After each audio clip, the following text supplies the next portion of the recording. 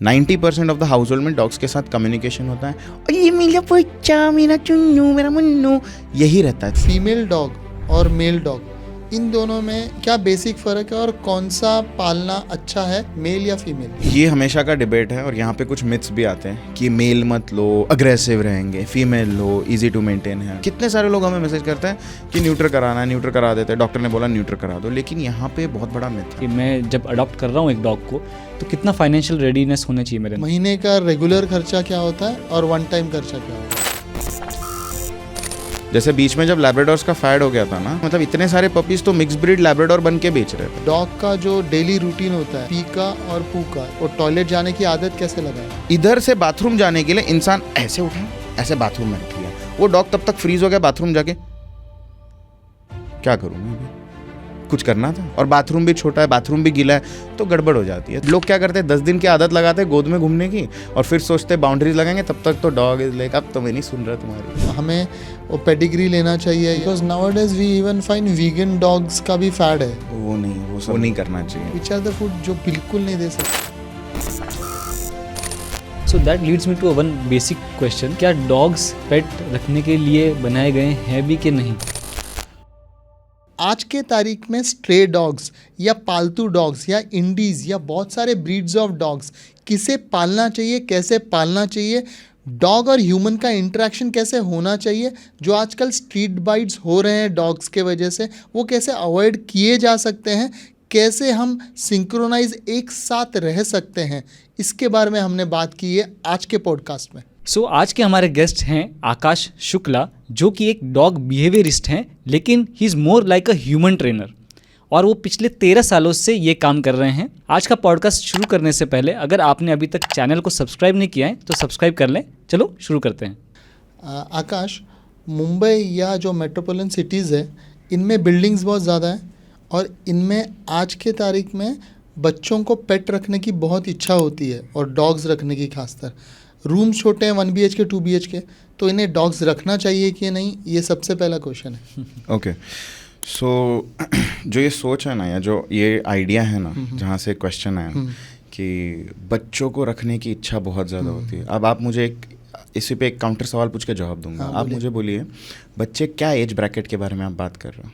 लगभग सेकंड में होते हैं, फर्स्ट सेकंड, मतलब प्राइमरी एंड 7वीं 8वीं के अंदर लोअर के KG। करेक्ट। हाँ, सो वो बच्चे सिर्फ कहीं हमने डॉग देख लिया बाहर, कहीं किसी फ्रेंड के पास देख लिया, कहीं रास्ते पे खेल लिया, कहीं कोई इवेंट में देख लिया, वो देख के मुझे बहुत मज़ा आ गया, क्या ही डोपामिन मेरे में सिक्रेट हो गया। अब इसके बाद घर आके मुझे चाहिए। अब हमारा जो लाइफस्टाइल है मुंबई का स्पेशली इज़ प्रिटी केओटिक। इतना केओस है कि भाई हमें टाइम ही नहीं किसी चीज़ के लिए, और ट्रैवलिंग में तो आधे से ज़्यादा टाइम निकल जाता है। तो जगह, मैं हमेशा यही बोलता हूँ, जगह बड़ी हो या छोटी हो से ज़्यादा समय कितना ज़्यादा है ये जानना ज़रूरी है। किसके पास? हाँ, किसके पास, मतलब अडल्ट पेरेंट के पास। तो जब बच्चे, अगर कभी भी हमारे जो व्यूवर्स है वो देख रहे हैं और बोलते हैं अगर उनके बच्चे ऐसे जिद करते हैं डॉग के लिए, तो दे दो, ठीक है। मैं बहुत से लोग ये करते हैं कि यार बर्थडे गिफ्ट की तरह नहीं देना चाहिए, because it's not a commodity. But अगर आपने पूरी तरह से प्लानिंग करी है, आपके पास एक गेम प्लान है, क्योंकि आप एक कमोडिटी नहीं ले रहे हो, आप एक लाइफ ले रहे हो जो आपके साथ अगले 10-15 साल रहेगी। ये अगर सोच के आप करोगे, आपके पास एक गेम प्लान होगा और आपका टाइम है वो पपी के लिए, वो जब अडल्ट होगा, वो जब बूढ़ा होगा, ये सब आपने सोच के लाया है, तो आप एक 1 BHK में भी रख सकते हो, एक 1 RK में भी रख सकते हो, और एक आप बंगलों में भी रख सकते हो एक डॉग को।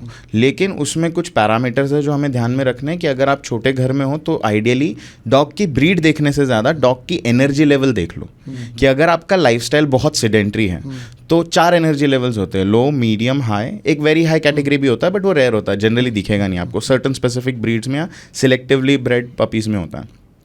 तो अगर आपकी सेडेंट्री लाइफस्टाइल है तो obviously when you select a puppy, go for a low level energy puppy, जो अगर एक लिटर है या बच्चे है या कहीं अडॉप्ट करने जा रहे हो, तो जो आराम से सुस्त पड़ा हुआ है, आता है, मिल लेता है, थक गया भाई मैं जाके सो जाता हूँ, राइट। अगर आपकी लाइफस्टाइल ऐसे है कि आप मॉर्निंग वॉकर हो, आप जाते हो, जॉग करते हो, वर्कआउट करते हो, हर weekend rather than sitting in the house you prefer stepping out of the house. आप हर 2 से 3 महीने में एक ट्रिप मारते हो, या चलो 6 महीने में भी 1-2 ट्रिप्स आपके होते ही हैं, तब आप एक मीडियम लेवल एनर्जी पपी ले सकते हो, जिसे स्लो लेवल एनर्जी के लिए 15-20 minutes of exercise morning evening walk and खाना दे दो। खाने के पहले सिर्फ ऐसे ना 2-3 बार ऐसा सिट स्टे करा दिया ना, द डॉग इज हैप्पी भाई। Couch potato energy. Medium level energy को आपको कम से कम 30 to 45 मिनट, जस्ट स्टैंडर्ड दे रहा हूँ, इंडिविजुअल पर्सनालिटी पे भी डिपेंड करता है, बट एक स्टैंडर्ड ये है कि 30 to 45 minutes to sometimes 50 minutes of morning evening of walking for medium level energy.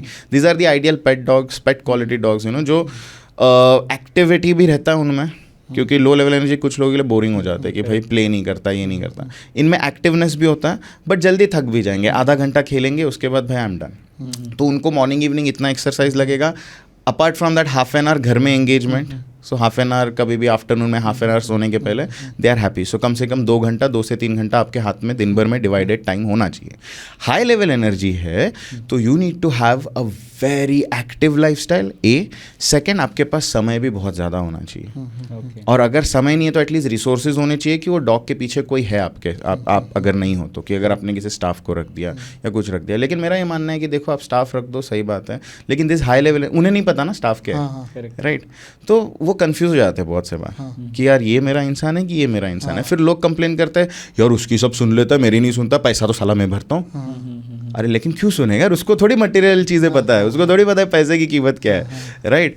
तो फॉर द डॉग आप सब कुछ हो, और आपके पास अगर आपके डॉग के लिए टाइम नहीं है, जैसे हाई लेवल एनर्जी को, जैसे मैंने यहाँ 2 से 3 घंटे बोले मीडियम के लिए, हाई लेवल के लिए वही 4 कर लो रोज के। और हाई लेवल एनर्जी में कौन सी ब्रीड आती है? So again it's not just about the breed, it can depend. अगर मैं एक जर्मन शेपर्ड का लिटर लाऊं, ठीक है, उसमें वो ब्रीडिंग वाला एस्पेक्ट आता है कि अगर सिलेक्टिवली गार्ड डॉग्स के लिए वर्किंग लाइन वाले ब्रीड करे गए तो वो हाई लेवल एनर्जी और ड्राइव वाले रहेंगे, जिनमें यू नो वो फोकस, वो एक ड्राइविंग फोर्स होता है ना, वो ज़्यादा होता है। लेकिन अगर ये आइडियल पेट होम्स के लिए अगर ब्रीड किए गए हैं तो आप वो पपीज़ में ना आप आइडेंटिफाई कर सकते हो कि यार इसमें ना हाई लेवल एनर्जी का ये बहुत ज़्यादा उछल रहा है, बहुत ज़्यादा कूद रहा है, बहुत ज़्यादा खेल रहा है, हर बार मुझे आके मेरे पे जंप कर रहा है। अगर मैंने खाना ला दिया है तो सबसे ज़्यादा एक्टिव यही है। अगर मैंने उन्हें रोकने की कोशिश करी है तो 2 पपीज़ रुक जाते हैं, मीडियम और लो वाले। मीडियम वाले थोड़ा 2 बार रोकने का तो रुकेगा, लो वाला तो तुरंत रुक जाएगा, भाई कर ले तू, मैं बैठता हूँ, फिर दे दे मुझे खाना। ये पुश करते रहेगा कि मुझे चाहिए। तो आपके पास भी उतनी कैपेसिटी होनी चाहिए to be assertive enough and to be strong enough to match the intent of that dog. Otherwise वो डॉग आपको ओवर पावर कर देगा। यहाँ पे लोग ये इनकम्पैटिबिलिटी वाले इश्यूज आते हैं। तो ये मुझे जर्मन शेपर्ड में भी ये तीनों दिखेंगे, ये मुझे अगर हम रेस्क्यू करने जाते हैं तो हमारे इंडीज में भी मुझे ये तीनों दिखेंगे सारे, हर लेवल की एनर्जी दिखेगी। But there may be, right, एक जर्मन शेपर्ड का लीटर है, एक बिगल का लीटर है, एक इंडीज का लीटर है, इसका लो लेवल एनर्जी का शायद में अगर और लैब्राडोर का लीटर पकड़ लो तो जर्मन शेपर्ड का लो लेवल एनर्जी शायद लैब्राडोर के लीटर में जाके मीडियम पे आ सकता है उनके इसमें।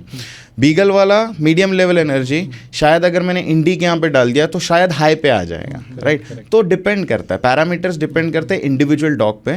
बट मैं हमेशा बोलता हूँ ब्रीड आप देखो और सोचो जो आपको पसंद आती है। हम तो जनरली अडॉप्ट डोंट शॉप बोलते हैं, एडॉप्शन पे हमारा फोकस होता है। लेकिन जब भी आप कोई ब्रीड या रेस्क्यू भी करने जाते हो, आप पर्सनैलिटी पे पहले ध्यान दो, क्या एनर्जी लेवल है। अगर आप बीगल भी लेना चाहते हो, अगर आप इंडी भी लेना चाहते हो, आप ये जाके देखो कि मैं मिलूँ।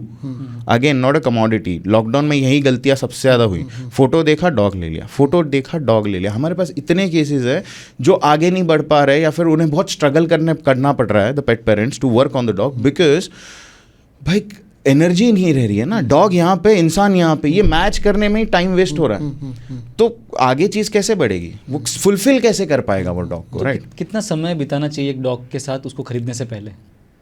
मैं सजेस्ट करूँगा, हाँ, मतलब आप बोल रहे हो कि वो हम उसे प्री पपी काउंसलिंग वाला जो हमारा भी सर्विस है, प्री पपी काउंसलिंग, उसमें हम यही बोलते हैं कि आप पहले तो, मैं अगर प्रोसेस पूरा बता दूं कि हाउ यू शुड स्टार्ट।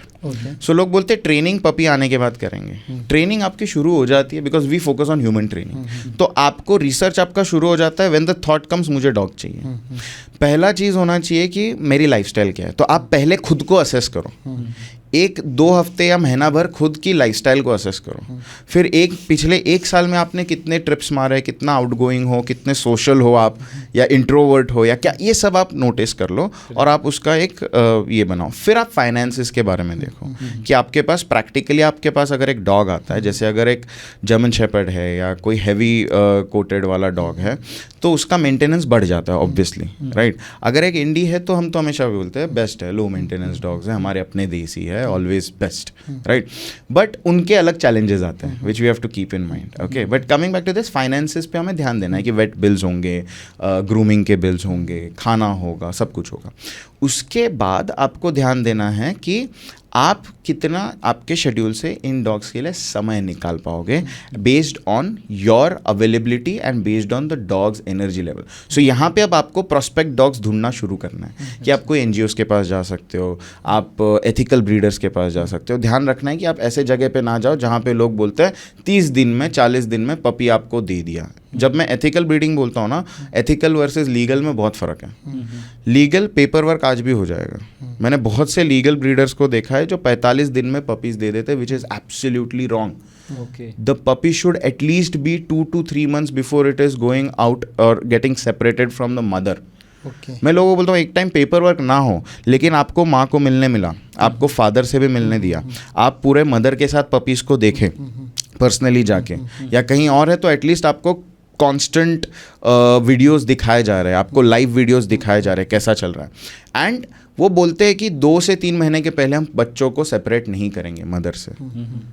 तब ये सही है, क्योंकि जो लर्निंग होता है ना पपी का, वो पहले 1 महीने तक तो हेल्थ और जो भी मिल्क से इम्यूनिटी बिल्ड होनी है वो तो होती रहती है, उसको और टाइम लगता है। लेकिन अगला जो महीना है, 2nd मंथ, वो पूरा लर्निंग वाला होता है। मदर डिसिप्लिन सिखाती है, मदर बाउंड्रीज सिखाती है, मदर जो ये एक्स्ट्रा जो लोग घर लेके आते हैं और बोलते हैं यार पपी बहुत ज़्यादा टीदिंग, जो बाइटिंग फेज होता है, राइट, बहुत ज़्यादा कर रहा है। क्योंकि ये जो वो 1 महीना होता है ना अगला, उसमें पपी सीखता है bite force control, right.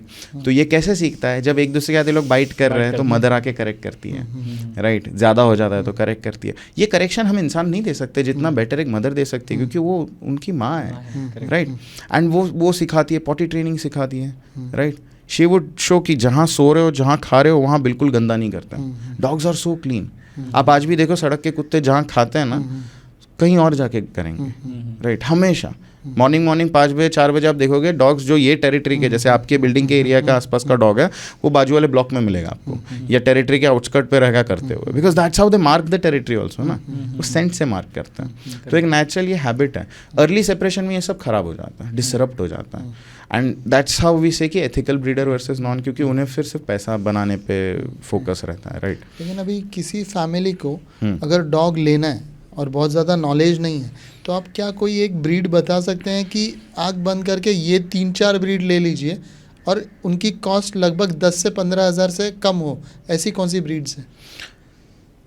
Again मेरा ब्रीडिंग के इसमें ज़्यादा नॉलेज नहीं है, लेकिन नहीं, जो आप- मैं फिगर ये हाँ, आप बोल रहे हो ना, ये फिगर में कोई भी अच्छा एथिकल ब्रीडर आपको देगा नहीं नहीं। देगा, जहाँ तक ओके। मुझे पता है, ये डिमांड भी हम ही क्रिएट करते हैं। पपी मेल्स जो हम बोलते हैं ना, जहाँ पे लिटरली मशीन की तरह उन्हें मेट किया जा रहा है एंड बच्चे पैदा किए जा रहे हैं। The mother doesn't get to spend time with the puppies, cage में ही बच्चे पैदा हो रहे हैं, राइट। यहाँ से पपीज बहुत ज़्यादा इश्यूज लेके आते हैं, बहुत ज़्यादा सेंसिटिविटी, बहुत ज़्यादा नर्वसनेस। जो लोग बोलते हैं ना मेरा पपी आते ही 2 महीने का बच्चा ग्राउलिंग कर रहा है, 2 महीने का बच्चा बाइटिंग कर रहा है, मतलब अग्रेसिव बाइटिंग, 2 महीने का बच्चा इतना डरा हुआ है कि बाप रे बाप, मतलब पहाड़ टूट पड़ रहा है उसके ऊपर, इतनी ज़्यादा एंग्जाइटी है। कैसे है? क्योंकि वो ऐसे एनवायरनमेंट से आया है जहाँ पे the whole pregnancy, the whole post pregnancy period जहाँ पे डिलीवरी हुई है एंड द ग्रोइंग स्टेज, पूरा का पूरा स्ट्रेस में, हैवी स्ट्रेस।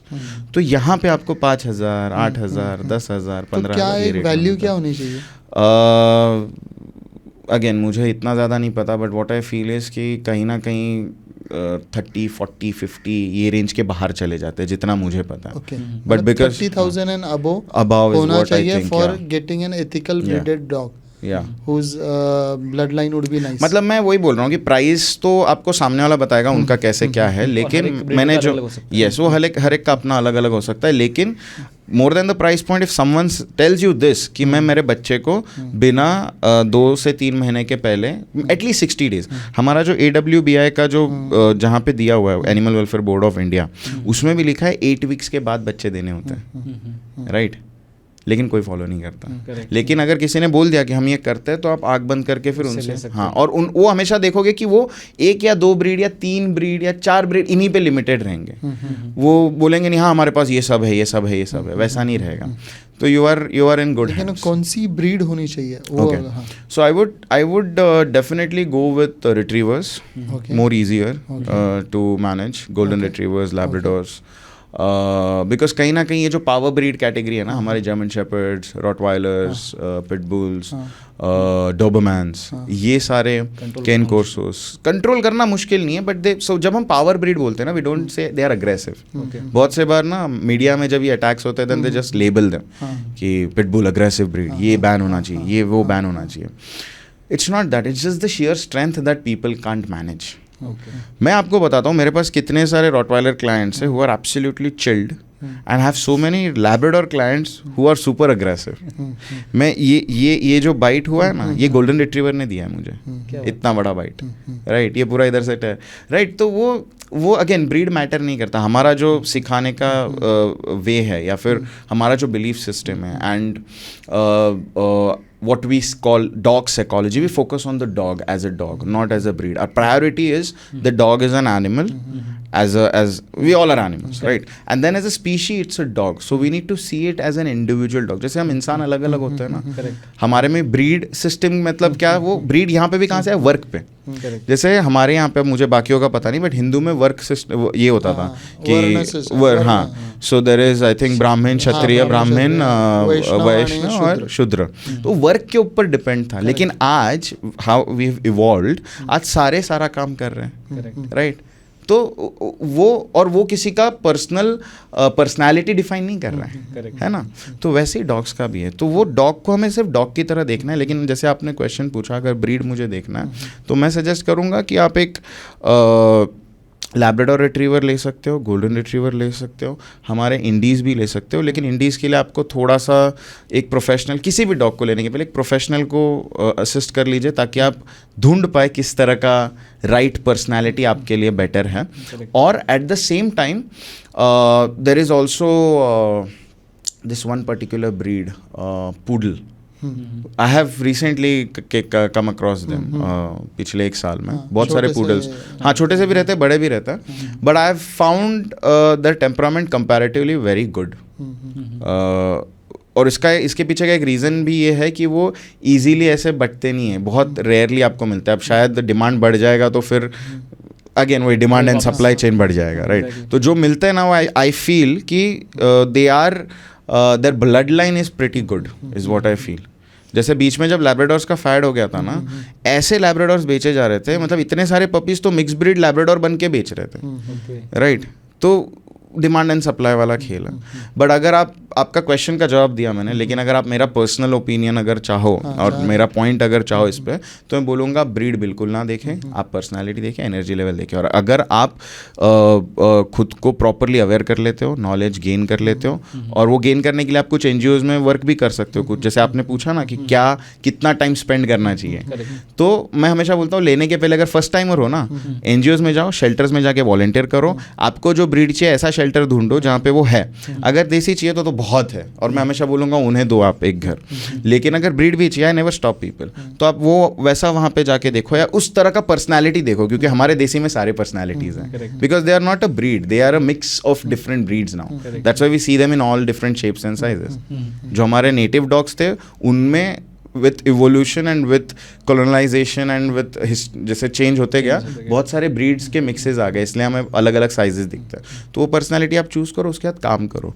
आपको और सीखना है तो आप फॉस्टर करो, बहुत से एनजीओस फॉस्टरिंग का ऑप्शन देते हैं। फॉस्टरिंग में आप एक डॉग को अडॉप्ट नहीं करते हैं, बल्कि अपने घर में कुछ समय के लिए पनाह देते हो। यस, तो that's where you can learn about this responsibility कि क्या मुझे ये टेम्परामेंट, ये एनर्जी जम रहा है क्या। तो अगर वो जम रहा है तो उसके जैसा मैं दूसरा एक जाके फिर ले सकता हूँ, या मैं शायद उसी को घर दे दूँ, मेरा कनेक्ट बैठ गया।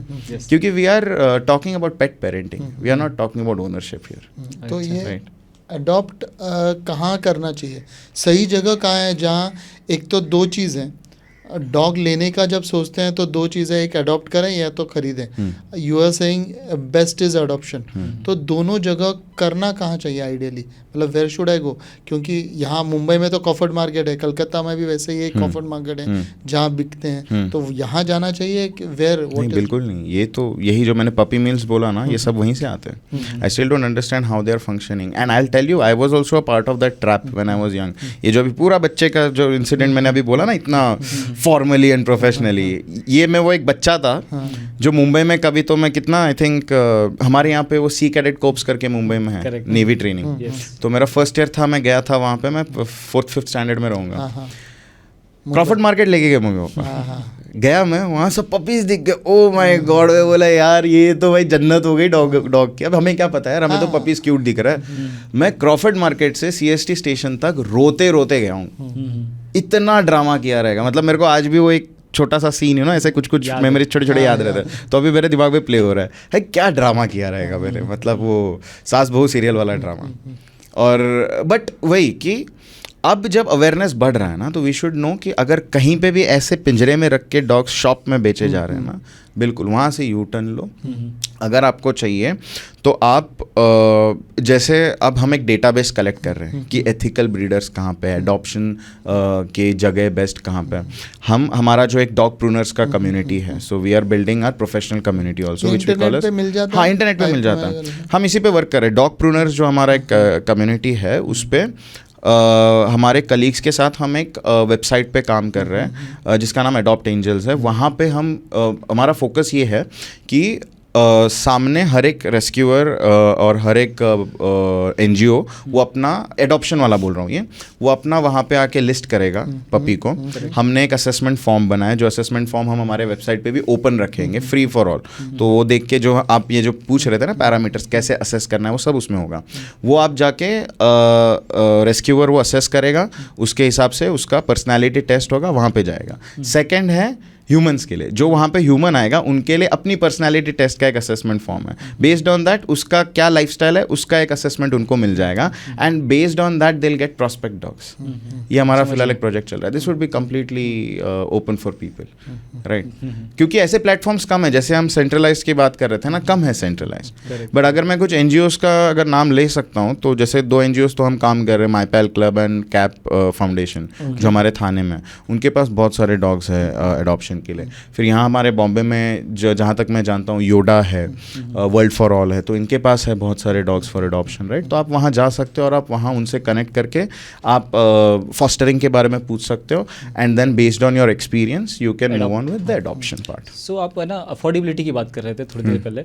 सो अफोर्डेबिलिटी यानी कि कितना हद तक प्रिपरेशन होना चाहिए कि मैं जब अडॉप्ट कर रहा हूँ एक डॉग को, तो कितना फाइनेंशियल रेडीनेस होना चाहिए मेरे अंदर? महीने का रेगुलर खर्चा क्या होता है और वन टाइम खर्चा क्या होगा? ओके, सो मैं तो जनरली वन टाइम खर्चे के हिसाब से देखता नहीं, बट अगर महीने का खर्चा हम अगर पकड़ ले तो मैं 2 कैटेगरीज में डिफाइन करूँगा इसको। एक कैटेगरी है which is short coated dogs, जिनका थिन कोट है, जैसे इंडीज़ हो गए जैसे, या हम चलो अपने इंडीज़ ही पकड़ लेते हैं, तो उनका कहीं ना कहीं महीने का खर्चा आराम से 5 से 7 हज़ार में निकल जाएगा, इवन समटाइम्स लेस, जो आपके ऊपर डिपेंड करता है। क्योंकि बेसिक खर्चा क्या है, वेट बिल्स, खाना, ये 2 ही बेसिक खर्चा है, और ग्रूमिंग का जो भी आपको शैम्पू लगेगा, ब्रश लगेगा, तो ये सब में आपका 5 से 7 हज़ार में हो जाता है। अब डिपेंड करता है आप कैसे डाइट दे रहे हो, कैसा लाइफस्टाइल दे रहे हो, हेल्दी लाइफस्टाइल दे रहे हो। तो डॉग्स में इश्यूज़ कम आएंगे तो आपका वेट विजिट्स कम हो जाएगा, राइट? बेस्ड ऑन दैट आपके वो खर्चे बचेंगे। Apart from that luxury items, जैसे किस तरह का लीश चाहिए। तो लीश 200 रुपये का भी आता है, 200-300 रुपये का भी आता है, और वो बड़े बड़े हार्नेसेस 5-5 हज़ार के भी आते हैं, राइट। बेड्स आते हैं जो सिंपल 2000 का एलिवेटेड बेड आता है जो आप रख सकते हो। फैंसी बेड चाहिए तो आपको 7-8-10 हज़ार तक भी आते हैं। तो ये सब एडेड लग्जरी वाले आइटम है, but I think the basic needs of a dog 5 से 7 हज़ार में इनका आप कवर कर सकते हो। अगर ब्रीड है और लॉन्ग कोट ब्रीड है तो कहीं ना कहीं मुझे लगता है इसी को डबल कर दो, क्योंकि ग्रूमिंग में ज़्यादा खर्चा जाता है और बहुत से लोग घर में मेंटेन नहीं कर पाते, तो ग्रूमिंग सेंटर में या ये इनकी बात कर रहे हैं, हस्की, हाँ हाँ, या फिर हस्की हो गया, जर्मन शेपर्ड हो गया, गोल्डन रिट्रीवर हो गया, Labrador relatively medium, relatively, but Labrador is also a double coated dog, तो we have to make sure that the dog is well dried up, और उसका कोट हम, क्योंकि वो शॉर्ट कोट दिख रहा है लेकिन उनका थिक कोट होता है, and there is an undercoat, right, which helps them regulate the temperature, right. और हस्की आपने मेंशन किया, मैं तो बोलूँगा यार बॉम्बे में नहीं रखो, मत रखो, बख्श दो उन्हें भी और हमें भी, यहाँ पे मत रखो प्लीज़, क्योंकि इतना ह्यूमिड क्लाइमेट है, इतना गर्मी होता है, राइट। इट्स नॉट, आप बोल रहे हो एसी में रख रहे हो, बट एसी से बाहर भी तो आएगा ना, कितना बॉडी टेम्परेचर रेगुलेट, मतलब इरेगुलरिटीज आएगी उस चीज़ को लेके। ऐसे नहीं, बहुत से लोगों ने बहुत अच्छे से रखे हैं huskies, I am not saying that, but avoid करो यहाँ पे अपने बॉम्बे में या कोस्टल क्लाइमेट्स में रखना, राइट। अब आप नॉर्थ में हो, पहाड़ों में हो, तब तो बिंदास जाओ आराम से, कोई स्ट्रेस नहीं है। तो जैसे हम खर्चों की बात कर रहे हैं, तो ये सारे बेसिक खर्चे हो गए, एडिशनल वेट बिल्स हो गए, लग्जरी हो गए।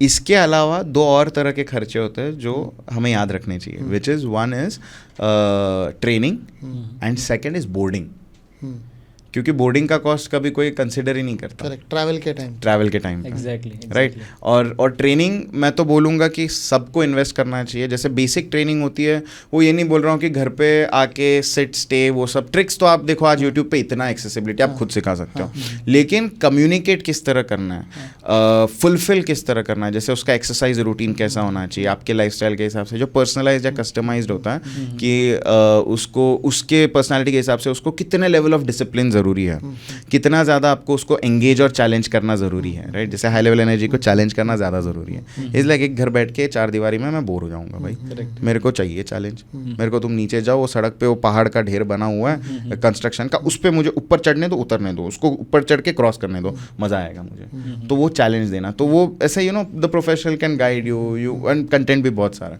तो बेसिक ट्रेनिंग जहाँ पे आपको रिश्ता बनाना सिखाया जा रहा है, आपको कम्युनिकेशन सिखाया जा रहा है, और आपको ट्रेन किया जा रहा है, डॉग को ट्रेन किया जा रहा है, लेकिन अगर कोई बोलता है कि मैं डॉग को अकेले कर दूंगा, आप मत आओ, तो रेड फ्लैग। आपको जो सिखाए that would be still a more better idea, what ever training system it is. खाली हाँ, कोई बोलता है मारपीट करेंगे तो स्ट्रिक्ट नो, कोई बोलेगा डंडा दिखाएंगे, स्ट्रिक्ट नो, कोई बोलेगा न्यूज़पेपर रोल लेके नाक पे मारेंगे, स्ट्रिक्ट नो। ये टेक्निक्स थोड़ा अवॉइड करना ज़रूरी है, क्योंकि डॉग्स में फ्रस्ट्रेशन और एजिटेशन और अग्रेशन उसके वजह से आ सकता है। बोर्डिंग दूसरी चीज़ है जिसका खर्चा हमें ध्यान में रखना ही है। ट्रेनिंग चलो कोई एक्सपीरियंस्ड लोग है, बहुत साल से डॉग्स रख रहे हैं, वो खुद कर लेते हैं, हो गया, लेकिन बोर्डिंग ये ऐसा एक खर्चा है ना जो हम कैलकुलेट ही नहीं करते। हमें तो लगता है हम तो डॉग को हमारे घर ही रखेंगे हर टाइम, लेकिन sometimes you have to travel, sometimes there are emergencies that come up. We've seen people and then we have seen them struggle and the dog struggle due to anxiety. आदत ही नहीं है। तो मैं ये बोलता हूँ, कभी भी आप एक छोटा बच्चा लाते हो, बड़ा डॉग लाते हो, या आप अडॉप्ट करते हो या खरीदते हो, आपको बोर्डिंग का एक जगह, जैसे आपने सारा रिसर्च करके रखा, आपके आसपास एक बोर्डिंग का जगह भी ढूंढ के रखो। ट्रायल करना, क्योंकि अच्छा बोर्डिंग आपको हमेशा बोलेगा हम एक ट्रायल करेंगे, पहले हम देखेंगे आपका डॉग हमारे पास कंफर्टेबल है और हम आपके डॉग को कर पा रहे, आपके डॉग के पर्सनालिटी को फुलफिल कर पा रहे कि नहीं।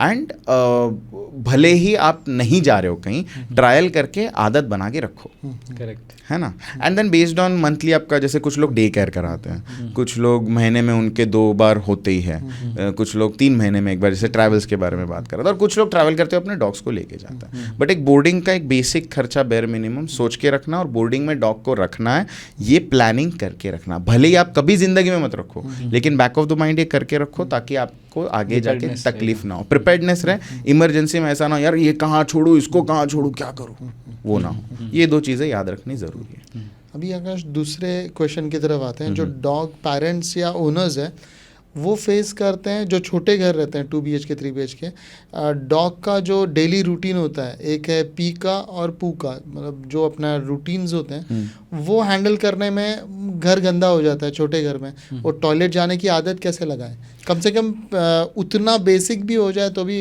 बहुत रिलीफ मिल जाती है। करेक्ट। सो जैसे घर आपने बोला छोटा घर है, तो आप इस चीज़ को ना कैसे मैनेज कर सकते हो। एक तो चीज़ है क्रेट या फिर प्ले पेन।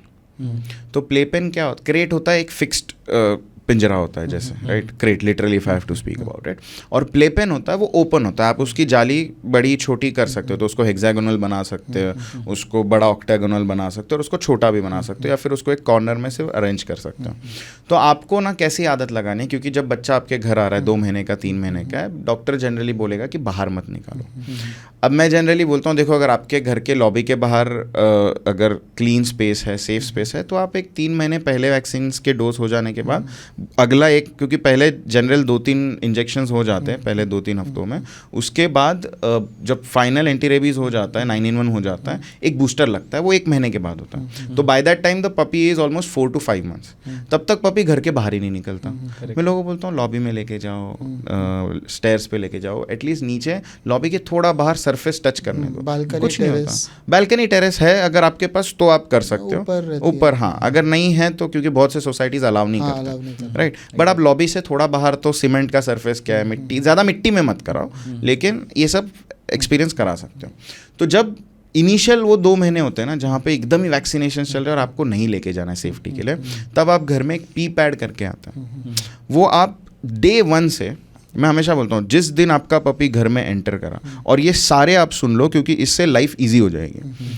हम पपी को लेके आते हैं ऐसे, ये मेरा छोटा बच्चा, राइट, वो आपका बच्चा नहीं है, वो दूसरी स्पीशीज़ है, वो कोई नई जगह पे ऐसे नहीं जाता, वो नई जगह पे ऐसे जाता है, राइट। तो घर में डे 1 पे आप उसको नीचे रखो दरवाजे के बाहर, उसको बताओ ये तुम्हारा घर है, तुम एंटर करो, let the dog follow your scent, show the dog ये रूम में जाना है, ये रूम में नहीं जाना है। पहले मैं देखता हूँ पहले 1 हफ्ता 10 दिन तो डॉग गोद में ही है, उठ के बेड पे जा रहा है, बेड से नीचे आ रहा है, नीचे से उठ के बाथरूम जा रहा है। डॉग इज लाइक मेरी ज़मीन कहाँ जा रही है भाई, ज़मीन फिसल रही है। क्यों फिसल रही है? क्योंकि इधर से बाथरूम जाने के लिए इंसान ऐसे उठा, ऐसे बाथरूम में रख लिया, वो डॉग तब तक फ्रीज हो गया बाथरूम जाके, क्या करूं मैं अभी, कुछ करना था, और बाथरूम भी छोटा है, बाथरूम भी गीला है, तो गड़बड़ हो जाती है। तो डिफाइन कर लो जगह, किचन में नहीं जाने देना है, गुड, इधर नहीं जाने देना है, गुड। डे 1 से रखो तो वो आदत अच्छी बैठती है, राइट। लोग क्या करते हैं 10 दिन की आदत लगाते हैं गोद में घूमने की, और फिर सोचते हैं बाउंड्रीज लगाएंगे, तब तक तो डॉग इज लाइक अब तो मैं नहीं सुन रहा तुम्हारी, राइट। तो ये आदत अच्छी लगाओ, और ये जो क्रेट और प्ले पेन है ना, उसमें रहने की आदत लगाओ। तो आप सोने का टाइम, ऐसे नहीं कि पनिशमेंट के तौर पे मैं बोल रहा हूँ, it should be like a slip time for the dog. जब उसका सोने का पैटर्न है ढूंढ, और पपी है तो सोता बहुत है, 16 से 18 घंटे सोएगा, तो आप रूटीन बनाओ। सुबह ये टाइम पे उठता है वो, तो ये टाइम पे उसका पहला मील होता है, खाने के बाद, उठने के बाद, और कोई एक्टिविटी या खेलने के बाद डॉग सुसु करेगा ही करेगा एज अ पपी। और वो फ्रीक्वेंसी शायद हर 20 मिनट, आधे घंटे, 20 मिनट, आधे घंटे की होगी। जब वो अवेक है, सोया है तो 2-2, 4-4 घंटे एट लेंथ सोया, सोने के उठने के बाद आपको सिर्फ उसे या तो फूड के साथ या तो थोड़ा ऐसा बहला फुसला के वो क्रेट से गाइड करना है, वो पी पैड पे या कोई मैट पे या फिर कोई ग्रास मैट पे, some different surface, because dogs identify surface, they feel the surface. The second the dog does it on that place, आप रिवॉर्ड करो। ये डे 1 पे ये चीज़ होनी चाहिए। हमने परसों एक पपी अडॉप्शन का दिया उनको, पूरा प्रोसेस यही जो मैंने प्रोसेस बोला पूरा फॉलो किया, उसका भी हम एक यूट्यूब डालने वाले हैं कैसे हुआ ये प्रोसेस। उसने डे 1 पे अपना पी पैड समझा, मीडियम लेवल एनर्जी पपी उनके लिए हमने सिलेक्ट किया। डे 1 पे पी पैड समझा, पी पैड बस सेट हो गई आदत। एक दिन का सवाल है पूरा, वो सरफेस छोड़ के कहीं और नहीं करेगा अनटिल अनलेस आपसे गलती हो गई, आपने टाइमिंग मिस कर दिया, ज़्यादा टाइम क्रेट में रह गया या ज़्यादा टाइम रूम के अंदर रह गया और उसको एक्सेस नहीं था तो उसने कर दिया, क्योंकि बच्चा है अल्टीमेटली, राइट। तो उसको पनिश नहीं करना है। हमें ये ध्यान देना है कि ये जो पी मैट है, हम टाइम टू टाइम जो डिफाइन कर रहे हैं, टाइम खाने के बाद, उठने के बाद, खेलने के बाद, ये 3 टाइम्स लिख के रखो, टाइम टेबल बना दो। अलार्म चाहिए तो लगा दो, अगर ज़्यादा आपका ऑर्गेनाइज लाइफस्टाइल है और बहुत सारे काम करते हो तो आपके मोबाइल पे या वॉच पे वो लगा दो अलार्म सेट, टाइमर। एंड आप देखो बीच में उठ गया, निकालो, गाइड करो, थोड़ा पीछे से नच करके, बुला के या ट्रीट के साथ, वो सरफेस पे जाएगा, पी कर देगा, great.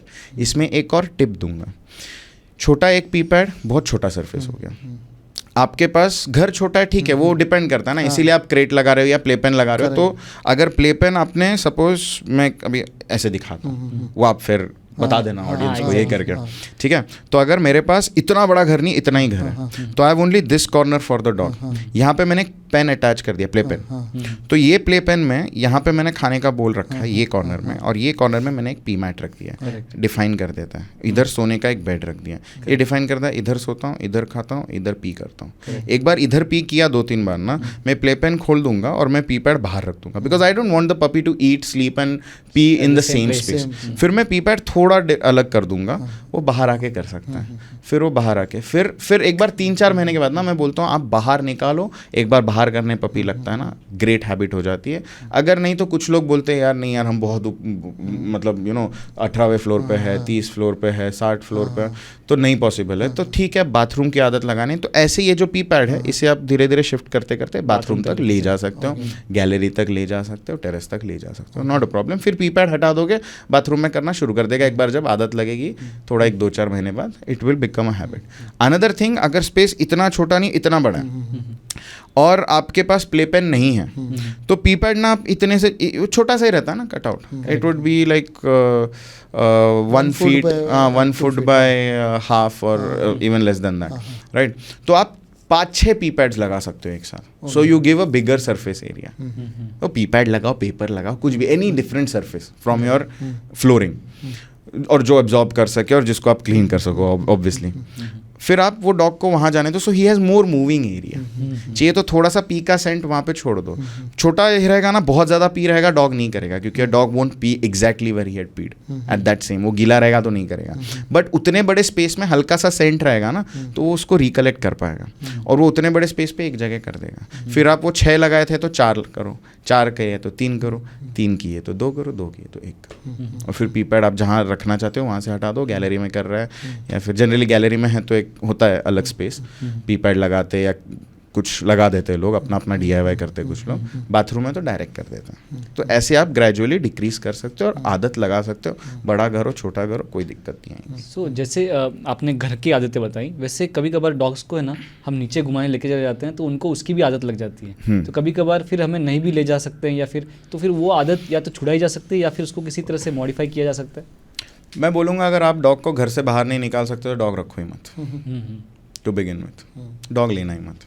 Correct. Couch potato dog भी जो मैंने बोला लो लेवल एनर्जी, उसको 10-15 मिनट के लिए दुनिया देखने दो, क्योंकि वही उसके वो 10-15 मिनट है लाइफ के, राइट, जहाँ पे वो दुनिया उसे देखने मिलती है, राइट। ये जब हम डॉग साइकोलॉजी बोलते हैं ना, why we say that dog psychology, when we talk about dog psychology is different than dog training. I consider dog psychology as an umbrella term.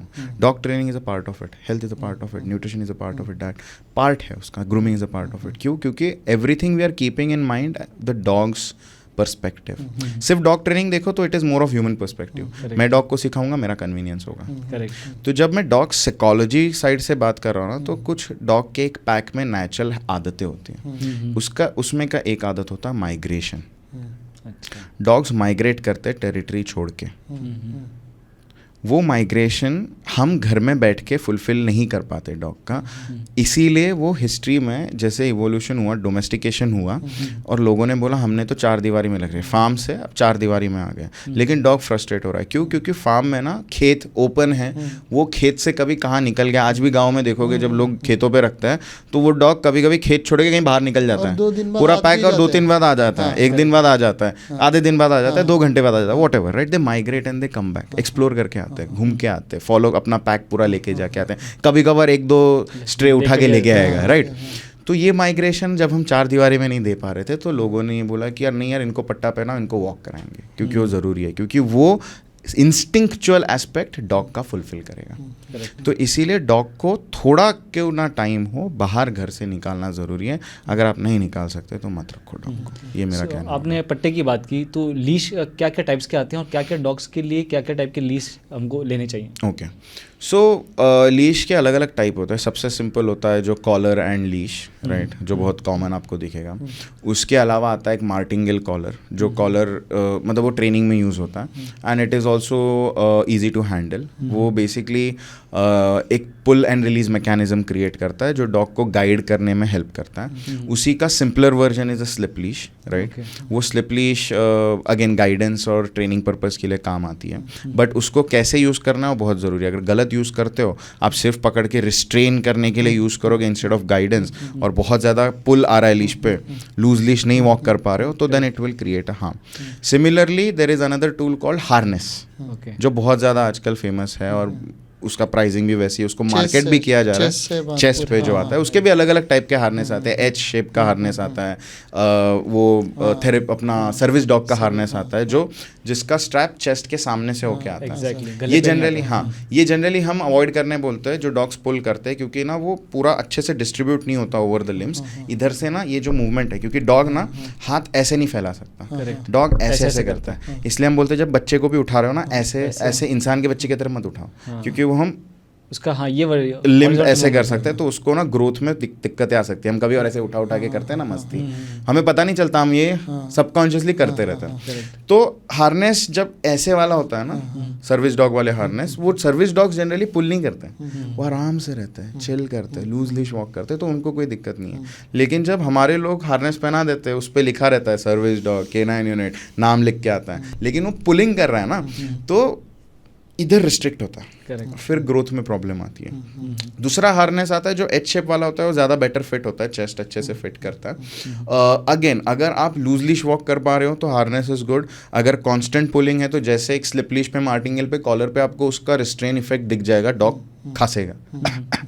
लोग डर जाते हैं, हार्नेस ले लेते हैं. हार्नेस पे तो डॉग खांसता नहीं, तो चलो खींचने दो ना, अपने क्या है, अभी तो साइकोलॉजिकल इफेक्ट क्या है, गले पे नहीं है, छाती पे. करेक्ट. लेकिन हम ये नहीं सोचते कि उसका लॉन्ग टर्म साइड इफेक्ट है. वो खींच खींच के इधर मसल वेयर एंड टेयर होता है, खींच के यहाँ पे जब डॉग पैंटिंग करने लगता है ना, जब वो ब्रीथ कर रहा है, चेस्ट मूव होता है, ये चेस्ट रिस्ट्रिक्ट हो रहा है, तो उसका पैंटिंग से बॉडी टेम्परेचर रेगुलेट नहीं हो रहा है. कितने डॉग्स इसकी वजह से हीट स्ट्रोक से गिरते हैं, right. Specially the small dogs, जैसे पग हो गए, शित्जूज हो गए, लासास हो गए, ब्रैकिसिफेलिक है. ब्रैकिसिफेलिक मतलब देर शॉर्ट स्नाउटेड, राइट. तो ब्रीदिंग के लिए दिक्कत होती है. तो अगर आप टूल छाती पे लगा दो पूरी तरह से और रिस्ट्रिक्ट कर दो, सेम गले पे लगा के पूरी तरह से रिस्ट्रिक्ट हो गया, तो दोनों तकलीफ देगा. इसीलिए ये जो टूल्स है सही है, लेकिन डॉग को लूज लीश कैसे चलना है आराम से, ये सिखाना उतना ही ज़रूरी है. और टूल और leash is a tool of guidance, not restrain. ये जानना बहुत ज़रूरी है. सो ये भी चीज़ ट्रेनिंग का पार्ट हो सकती है. ये ट्रेनिंग का पार्ट है, ये पूरी तरह से ट्रेनिंग का पार्ट है, और ये बहुत बेसिक पार्ट है. मतलब एनी गुड ट्रेनर और a behaviourist, it's generally if a trainer is there, he always need to know dog behaviour, and a dog behaviourist और a dog psychology expert should know basic training, right. Goes hand in hand. तो anyone who is into the field they know how to walk a dog, but वही है कि कैसे pressure manipulate करना है, कैसे guide करना है, ये जानना ज़रूरी है. कुछ लोग ना बस वो स्टैंडर्ड लीश पहना है, जोर जोर से झटके मारे, तो वो इट डजंट मेक सेंस. जैसे अभी उसके थोड़े हार्श, देखो मैं कोई भी टूल को ख़राब नहीं बोलता, लेकिन वो यूज़ के ऊपर है. मेरे पर्सनल फेवरेट्स है स्लिप लीश या मार्टिंगेल कॉलर. अगर आप ट्रैक्स पे जा रहे हो, लंबे इसके लिए जा रहे हो घूमने, तो आप हार्नेस लगाओ, राइट, एच वाला. Other than that slip leash का ही काउंटर पार्ट है चोक चेन. वो चेन फॉर्म में आता है. वो चेन का क्या होता है ना, आवाज़ होता है. तो जब आवाज़ होता है ना, तो करेक्शन के साथ वो साउंड इफेक्ट भी क्रिएट करता है, लेकिन मुझे वो पसंद नहीं है, बिकॉज वो बहुत ज़्यादा डिसएडवांटेज दे देता है अगर गलत यूज़ हो जाए, और बहुत जल्दी डिसएडवांटेज देता है. We have so many clients who come. उसका स्ट्रॉन्गर पार्ट है prong collar.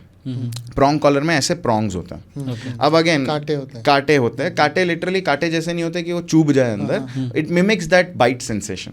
Correct. So dogs कैसे एक दूसरे को बाइट करके ये करता है, but again we need to know how to use it. बस गले पे लगा लिया और चला लिया तो तकलीफ देगा, राइट. सब्जियां काटने के लिए भी काम आता है, और मारने के बीच, राइट. तो वो जानना ज़रूरी है.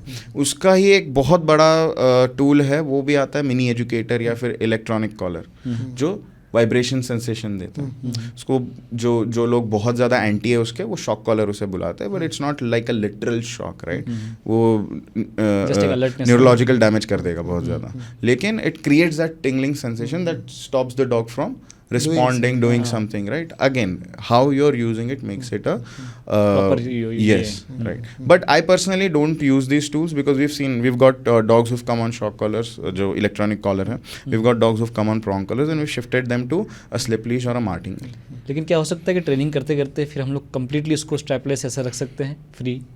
हाँ इतना हाँ ट्रेनिंग हो सकता है डॉग का? हाँ हाँ, वो ट्रेनिंग नहीं, इतना बॉन्ड हो सकता है डॉग का, ये आपको पूछना ज़रूरी है। करेक्ट। हमने आज तक हमारे किसी भी ट्रेनिंग में फॉर्मल रिकॉल कभी नहीं सिखाया। जो फॉर्मल रिकॉल ट्रेनिंग होता है ना, एक डिस्टेंस पे लेके जाओ रिकॉल सिखाओ, एक डिस्टेंस पे ले जाओ रिकॉल सिखाओ, कभी नहीं सिखाया। बिकॉज वी बिलीव जब आप ये माइग्रेशन प्रैक्टिस करते हो ना डेली, जो वॉक है, अभी भी हमारा जो वर्कशॉप था उसका नाम है fundamentals of dog psychology and mastering the walk. Priority walk पे इतना क्यों दिया जा रहा है? That is the best time you are creating a bond, because आप टेरिटरी से बाहर जा रहे हो। अगर आप आपके डॉग को गाइड कर पाओ, हमारा मंत्र है गाइड डायरेक्ट मोटिवेट, ये 3 चीज़ कर पाओ वॉक पे। अगर आप वॉक पे जाते हो आपके डॉग को अच्छे से लीड कर पाओ। व्हेन वी से लीडरशिप मतलब गुस्सा दिखाना नहीं, लीडरशिप मतलब आप बोल को के, डॉग, हाँ आप डॉग, आपका इशारा डॉग आपको करके। ब्लाइंडली ट्रस्ट कर सकता है। आपका डॉग जब आप बोलो भाई रुक जा मैं देख लेता हूँ सामान, वो आपको उस चीज़ के लिए रिस्पेक्ट कर सकता है। मतलब सामने डॉग आया भाई, चल, तो द डॉग इज लाइक चल भाई तू देख ले, मैं नहीं करूँगा, बीच में नहीं पड़ूंगा, right, because I have that much trust and respect on you. फिर आपने लीश भी छोड़ दी ना, तो आपका डॉग आपको फॉलो करेगा, because he knows you are the human. Dogs are pack animals and they follow the pack. You become the pack of the dog, and you become that pack leader for your dog, where your dog can literally trust and respect you. आपका dog कहीं नहीं जाएगा और आपका dog आपके साथ चलेगा, हर बात मानेगा, हर बात सुनेगा, और उसके लिए आपको ज़्यादा बात भी करनी नहीं पड़ेगी। आपको सिर्फ जेस्चर्स, बॉडी लैंग्वेज इतना भी आप समझ लो तो देखो, कमांड्स तो पर्सनल चॉइस है, रखना है नहीं रखना है, लेकिन आप बॉडी लैंग्वेज सीख लो तो आप बहुत सारी चीज़ें कर लेते हो। तो ऑफ लीश आप कर सकते हो। उसका फॉर्मल वे भी होता है जहाँ पे आप ट्रेन कर सकते हो, लीश पहना के लीश पे वॉक कराना, फिर शॉर्टर लीश पे लूज लीश, फिर लॉन्गर लीश पे लूज लीश, फिर उसको टर्न सिखाना कि टर्न मारते हुए बुलाते हुए आ जाओ, फिर अब लंबी लीश पहना दी, क्योंकि बहुत से लोग को कॉन्फिडेंस नहीं आता। करेक्ट। हमारी एनर्जी बहुत ज़्यादा इंपॉर्टेंट है यहाँ पे, हम कितने कॉन्फिडेंट है, क्योंकि dog is constantly picking up our energies, जो हम अपने स्लैंग में वाइब बोलते हैं, राइट। तो वो टाइम पे keeping our energy confident, a dog follows a stable confident energy, a dog never follows a fearful energy. तो because we are under confident, ये टूल्स हेल्प करते हैं कॉन्फिडेंस देने। तो हम क्या बोलते हैं, लॉन्ग लीश पहना दो। लॉन्ग लीश पहना के आपको थोड़ा सा फील आता है कि हाँ चलो मैं थोड़ा ढील दे सकता हूँ, but at the same time I have the leash. तो मैं 30 फीट का लीश लगा दिया, आई हैव दैट स्पेस, कोई ओपन ग्राउंड पे चले गए, कहीं चले गए, and I am practising and I turn and I see whether my dog is coming to me और नो। वो डिफाइन करेगा आपका कितना बॉन्ड है। तो लॉन्ग लीश पे फिर हल्का सा उसको नच करके वो आया, आपने रिवॉर्ड किया, ऐसे स्टेप बाय स्टेप भी आप प्रैक्टिस कर सकते हो और कलेक्टिवली ये चीज़ें कर सकते हो। लेकिन there are various ways to do it, but the primary way I would always like to say is when Bonding. yes, the bond part, trust and respect. Sir dog जो फैमिली डॉग होता है वो पूरे family में भी एक आध दो मेंबर्स को हेड ऑफ द पैक समझता है। मतलब जैसे कि अगर कि मेरी लड़की है तो मेरी लड़की को मतलब पैक हेड समझता है और बाकी सब पे बात करता है। जनरली हमने ये देखा है, या कोई रिश्तेदार आए और खासकर छोटे बच्चे आए तो उस पर ज़्यादा बात करते हैं। तो ये कैसे हम कंट्रोल कर सकते हैं बिहेवियर, या क्या चीज़ है? सो आप बार्क करता है in the context of what, खेलने के लिए या खेलने aggressively? के लिए, या तो फूड प्रोटेक्ट करता है, या पैक में से किसी एक को वो अपना ओनर समझ के उसको गार्ड करते रहते हैं हमेशा। उसको गार्ड करते रहता। सो अगर वो पैक में से उस मेंबर को लीडर मानेगा, हाँ, ट्रस्ट और रिस्पेक्ट वाला फैक्टर रहेगा, तो कभी उसको गार्ड नहीं करेगा, क्योंकि वो पैक लीडर गार्ड करने नहीं देगा। बोलेगा मेरे को गार्ड करने की क्या जरूरत है भाई, मैं तुझे प्रोटेक्ट करूंगा। A pack leader never requires protection from the pack, a pack leader provides protection, right. और जो गार्ड डॉग्स हम ऑफिशियल फॉर्मल ट्रेनिंग वाले देखते हैं वो अलग होते हैं। उनको फॉर्मल ट्रेनिंग देके उनको वो चीज़ सिखाया जाता है कि आपको प्रॉपर प्रोटेक्ट करना है, कमांड पे बाइट, कमांड पे छोड़ा, आके बैठा, राइट। जब हम एक पेट हाउस होल्ड सिनेरियो लेते हैं ना, हम बहुत ज़्यादा अफेक्शन थ्रो करते हैं डॉग पे, हम बहुत ज़्यादा ये सारे सॉफ्ट एनर्जीज थ्रो करते हैं। देखो यहाँ पे ना एनर्जी का खेल बहुत ज़्यादा है। हम जब ट्रेनिंग करते हैं हम सरफेस लेवल टच नहीं करते, हम एनर्जी पे जाते हैं, डीपर लेवल पे जाते हैं। आप कैसे फील करते हो, आप कैसे खुद को आपके डॉग के सामने रखते हो। So we always say what is your first language? आपका क्या फर्स्ट लैंग्वेज? मराठी। आपका क्या फर्स्ट लैंग्वेज? हम मारवाड़ी बात करते हैं। डॉग का first language is energy body language, लेकिन हम इंसानों का भी first language is energy body language. कभी ये सोचा है? We don't think about it too much, क्योंकि इट्स हैपनिंग सबकॉन्शियसली। किसी रूम में आप वॉक कर रहे हो, कोई ऑर्गेनाइजेशन में या कोई पार्टी रूम में और anything, you go, you enter and you don't talk to anyone and you just come back and you tell your friend यार चल यार मेरे को नहीं मन करना है। क्या बोलोगे आप तभी? मेरा वाइब मज़ा नहीं है। हाँ। वाइब नहीं है। वो क्या है? Energy. Vibe is short for vibration which is energy, right. और ये एनर्जी वाला पार्ट क्या, जनरली आप किसी भी एनिमल कम्युनिकेटर से बात करोगे, जैसे मेरे एक बहुत, हमने दिल्ली में पॉडकास्ट किया था, वो जो हमारे वो एनिमल कम्युनिकेटर है आशा जी, राइट, वो भी एनर्जी के बारे में बात कर रहे थे, लेकिन वो बहुत डीपर एनर्जी के बारे में बात कर रहे हैं. हम यहाँ पे सिर्फ इमोशंस के बारे में बात कर रहे हैं. तो हम भी अगर इमोशंस सोचो इस तरह पिक कर सकते हैं सबकॉन्शियसली, तो डॉग तो प्राइमरीली पिक कर रहा है. तो हम सारे एनर्जीज के साथ खेल रहे हैं, right. We always are passing, exchanging energies. तो जब हम सिंपल लेवल पे देखो, वो डीपर लेवल टेलीपैथी वगैरह का वो तो मुझे भी नहीं समझ में आता, अभी तक मैंने उसमें कभी कुछ ये नहीं किया. लेकिन ये जो नॉर्मल है ना, gestures, movement, how you're sitting, how you're talking. If you're sitting like this, it gives a different aura. If you're just like sitting like this, it gives a different aura, right? Correct. All this matters to the dog because he's observing you constantly. So जब आप घर में हो और barking हो रहा है, अगर आप आपके डॉग को वो टाइम पे हैंडल नहीं कर पाते, तो आपको ये जानना ज़रूरी है कि मैंने शायद कहीं ना कहीं गलत एनर्जीज और बॉडी लैंग्वेज से मेरे डॉग के साथ कम्युनिकेट करा है. 90% ऑफ द हाउस होल्ड में डॉग्स के साथ कम्युनिकेशन होता है, और ये मेरा बच्चा, मेरा चुन्नू, मेरा मुन्नू, यही रहता है through and through conversation. And फिर चुन्नू मुन्नू जब आके पकड़ लेता है, तब आते कॉल्स कि यार क्या करें, हमने क्या गलती करी, हमने तो सिर्फ प्यार ही दिया.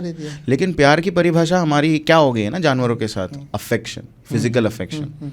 Physical affection and love are two different things. Love comes with sacrifice, love comes with responsibility, love comes with thinking about that loved one, not about yourself. हम क्या कर रहे हैं एनिमल्स को आजकल लेके, और ये प्रॉब्लम क्यों बढ़ रहा है, तो हमारी डिमांड क्यों बढ़ रही है, क्योंकि हम एनिमल्स को, और इसमें मैं लोगों को ब्लेम नहीं करना चाहता, I am not trying to put it in a funny way, I am just trying to put it in a way because our lifestyles have become as such. इतने ज़्यादा हम क्योटिक लाइफ स्टाइल्स जी रहे हैं, इतने ज़्यादा हम frustration है, agitation है, एंग्जाइटीज़ है, लोगों को मेंटल हेल्थ प्रॉब्लम्स बढ़ रहे हैं, क्योंकि हम कॉन्स्टेंटली टेक्नोलॉजी से सराउंडेड है, हम कॉन्स्टेंटली काम और रैट रेस में फंसे हुए हैं. तो we are not having that time for our self. और जो हमारा इंस्टिंक्ट, हमारा जो इंस्टिंक्चुअल सेल्फ है, जो एनर्जी सेल्फ है, बोलता है कि भाई टाइम ले, नेचर के पास जा. तो जब हम नेचर के पास नहीं जा रहे, हम नेचर को अपने पास ला रहे हैं. तो एक कुत्ता रख लिया, बिल्ली रख लिया, फिश टैंक रख लिया, प्लांट्स रख दिए, हम एनर्जी को अपने पास ला रहे हैं. लेकिन चलो, पेड़ आपको वापस कुछ बोलेगा नहीं, फिश भी आपको ज़्यादा कुछ बोलेगा नहीं, कैट थोड़ा बहुत कुछ बोलते हैं, but we all know they are independent, nobody gives a too much this thing to them, you know. लोगों को पता है इंडिपेंडेंट है. लेकिन डॉग बेचारा फंस गया यार लव एंड लॉयल्टी के अंडर, अनकंडीशनल लव के चक्कर में, राइट. तो वी थिंक अनकंडीशनल लव है, तो डॉग को हैंडल करने का डेफिनेशन यही है प्यार. और प्यार कैसा, फिजिकल अफेक्शन. और उसमें लोग फंस जाते हैं. And we, in order to fulfil our void subconsciously, हम हमारा दिन भर का स्ट्रेस जब आते हैं डॉग के ऊपर फेंक देते हैं. हमारा दिन भर का जो भी रहता है डॉग के ऊपर फेंक देते हैं. लेकिन हमें जानना जरूरी है क्या उतना वो टॉलरेट कर पा रहा है. अगर आप इतना फेंक रहे हो, तो दिन भर में उसको उतना आउटलेट दे रहे हो क्या. आप घर में मीडियम लेवल एनर्जी का लेते हैं एग्जाम्पल, आप घर में वो डॉग को रखे हो, आप सुबह 10 मिनट के लिए पोटी सुसु करा के लेके आ गए, हो गया, शाम को गए ही नहीं. और रोज शाम को ऑफिस से आते हो, बैठ जाते हो, अफेक्शन देते हो, पूरा ऑफिस की भड़ास निकाल लेते हो. डॉग झेल रहा है सब, ठीक है, कोई बात नहीं. लेकिन it's like you know, it's like this bottle, this is a dog, ये पानी है. every day you are putting in that energy निकला ये, और ये बाहर, जब ये बाहर फटने लगा, तब ये प्रॉब्लम शुरू हो रहा है. हमें क्या है, हम फुलफिलमेंट क्यों बोलते हैं, यहाँ से एक आउटलेट निकालेंगे. यहाँ से जब आउटलेट निकाल रहे हैं, तो वो regular exercise, mental engagement, challenges as per the requirement of the dog. तो आप भले ही उसमें कितनी भी एनर्जी भरो ना, एक आउटलेट से वो बाहर जा रहा है. So dog is able to accept more of all this whatever vibes you bring in towards the dog, और whatever excitement you create, sadness you create around the dog is able to tolerate it. Otherwise the dog is only taking in and not giving him chance to decompress or let it out, then it becomes a problem. So that leads me to one basic question कि क्या dogs पेट रखने के लिए बनाए गए हैं भी कि नहीं. ट्रिगरिंग वाला क्वेश्चन है ये बहुत ज़्यादा, राइट. देखो, अगर ऑनेस्ट आंसर आप चाहते हो, तो मेरा ये कहना है कि डॉग्स घर के लिए नहीं बनाए गए, घर के अंदर के, घर के अंदर के लिए, right. Dogs have always been working animals, right. हमने वहाँ से वो सिचुएशन से देखा कि यार dogs, apart from helping us protect our farms, apart from helping us herd our livestock, apart from helping us in other things, in other ways, they are also giving us emotional support, right.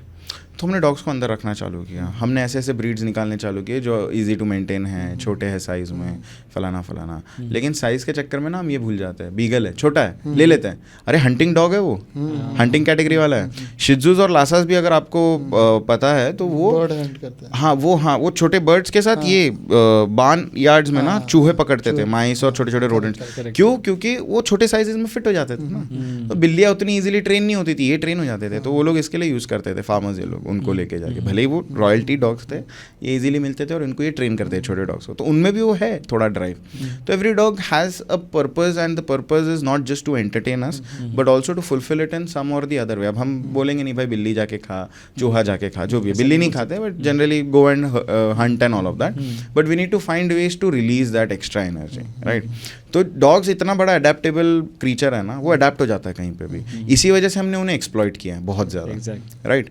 तो जो आपने question पूछा घर में रखने के लिए है या नहीं है, अगर चीज़ मानो सच्ची में तो वो नहीं बने थे घर के अंदर रहने के लिए, वो बने थे हमें हेल्प करने के लिए। सबसे बड़ा ब्लेसिंग है डॉग इंसानों के लिए, क्योंकि उसने इमोशनल सपोर्ट देना भी चालू किया, लोगों को उस रिटर्न में हेल्प करना शुरू करा, लोगों ने उसे एक्सप्लॉइट कर दी। वो अंदर मन में कुछ रख नहीं रहे गिला शिकवा, लेकिन अगर आप ला रहे हो घर के अंदर तो रिस्पॉन्सिबिलिटीज़ कहीं और तरह से हमें फुलफिल करनी है, ये जानना ज़रूरी है। अदरवाइज आप जस्टिस नहीं कर रहे हो डॉग को। करेक्ट। आकाश, अभी एक और एस्पेक्ट लेते हैं, basic aspects of dog. Female dog और मेल डॉग, इन दोनों में क्या बेसिक, भले कोई भी ब्रीड का हो या इंडी हो, क्या बेसिक फ़र्क है और कौन सा पालना अच्छा है? मैं फर्स्ट टाइम सोच रहा हूँ तो किसकी तरफ जाऊँ, मेल या फीमेल? ओके, सो ये हमेशा का डिबेट है और यहाँ पे कुछ मिथ्स भी आते हैं कि मेल मत लो, अग्रेसिव रहेंगे, फीमेल लो, इजी टू मेंटेन है। या फिर उल्टा मिथ भी है कि मेल ले लो यार, फीमेल मत लो, फीमेल के हीट साइकिल आएगा तो आपको बहुत ज़्यादा दिक्कत होगा, तो वो मत लो। पीरियड जो होते हैं हर 6 महीने में, यस, तो हर 6 महीने में वो पीरियड साइकिल आएगा, फिर वो आपको तकलीफ होगा एंड तब वो बहुत ज़्यादा क्रैंकी हो जाएगी, अग्रेसिव हो जाएगी, ऐसे वैसे, हाइजीन मेंटेन, ये तो ये सारी चीज़ें भी आती हैं।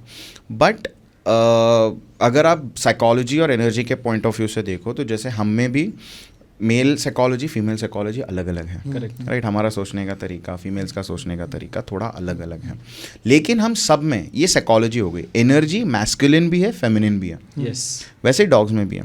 मैस्कुलिन एनर्जी क्या है, जो हमें वो डायरेक्शन, प्रोटेक्शन और थोड़ा पावर वाला एलिमेंट ला के देती है। फेमिनिन एनर्जी क्या है, कंफर्ट, लव, अफेक्शन, ये ला के देती है, यस। ये सब में है, इंसानों में। जब इस चीज़ का बैलेंस खराब हो जाता है ना तो हमें इम्बैलेंसेस दिखते हैं सब में, मतलब इंसानों में भी होते हैं। तो वैसे ही डॉग्स में भी ना मेल के साथ और फीमेल के साथ ये दोनों मैस्कुलिन एनर्जी, फेमिनिन एनर्जी है, ठीक है। लेकिन on a common note, on a standard note, जब आप एक फीमेल डॉग को लेते हो with her psychology and her feminine side being a little more stronger, if it is in that particular female, then she will be a little more easy to, हाँ, caring तो हाँ, but caring तो यार mail dog भी होगा, ऐसे नहीं, मैं ऐसे लेबल नहीं करूँगा, जनरलाइज नहीं करूँगा, लेकिन she would maybe be more on the docile side, I would say. Whereas if the male dog would have more of his masculine energy in him, he may be a little more on that stronger, not aggressive, stronger, challenging side, dominant side. Dominance और aggression में थोड़ा फर्क है। Dominant dog आएगा अकड़ में थोड़ा, चलो आप देखते क्या करना चाहते हो, क्या करना चाहते हो, करें मैंने, हाँ, तो लेकिन असर्टिवनेस है ना। लेकिन अगर सामने वाले ने डर दिखा दिया तो शायद मैं वो अनस्टेबल एनर्जी को लेके पिन डाउन कर दूँ। अब जब मैंने पिन डाउन कर दिया, मैंने तो मेरा नेचुरल इंस्टिंक्ट ये किया, मैंने काटा नहीं है, लेकिन सामने वाला डर गया, इंसान डर गया तो उसने मुझे मारा। उसने जब मुझे मारा तो मुझे पेन हुआ, मेरा पूरा वो चीज़ का एक्सपीरियंस क्या हुआ, ये जब मैं करता हूँ पेन होता है। तो अब नेक्स्ट टाइम मैं थोड़ा पेन के पॉइंट ऑफ व्यू से जो दांत है वो इंटेंसिटी बढ़ जाएगी। तो अब डोमिनेंस के थ्रू अग्रेशन कैसे कन्वर्ट हो रहा है, जो डोमिनेंस कामनेस और कॉन्फिडेंस से आ रहा था डॉग में, वो डोमिनेंस के इसमें फ्रस्ट्रेशन, फियर, इनसिक्योरिटी भर दी हमने। और अग्रेशन ये फ्रस्ट्रेशन और गुस्से से आता है। इंसानों में भी जब हम डोमिनेंस और अग्रेशन बोलते हैं, देखो नेचर डोमिनेंस और सबमिशन पे टिका हुआ है, स्केल बैलेंस करता है नेचर इस तरह।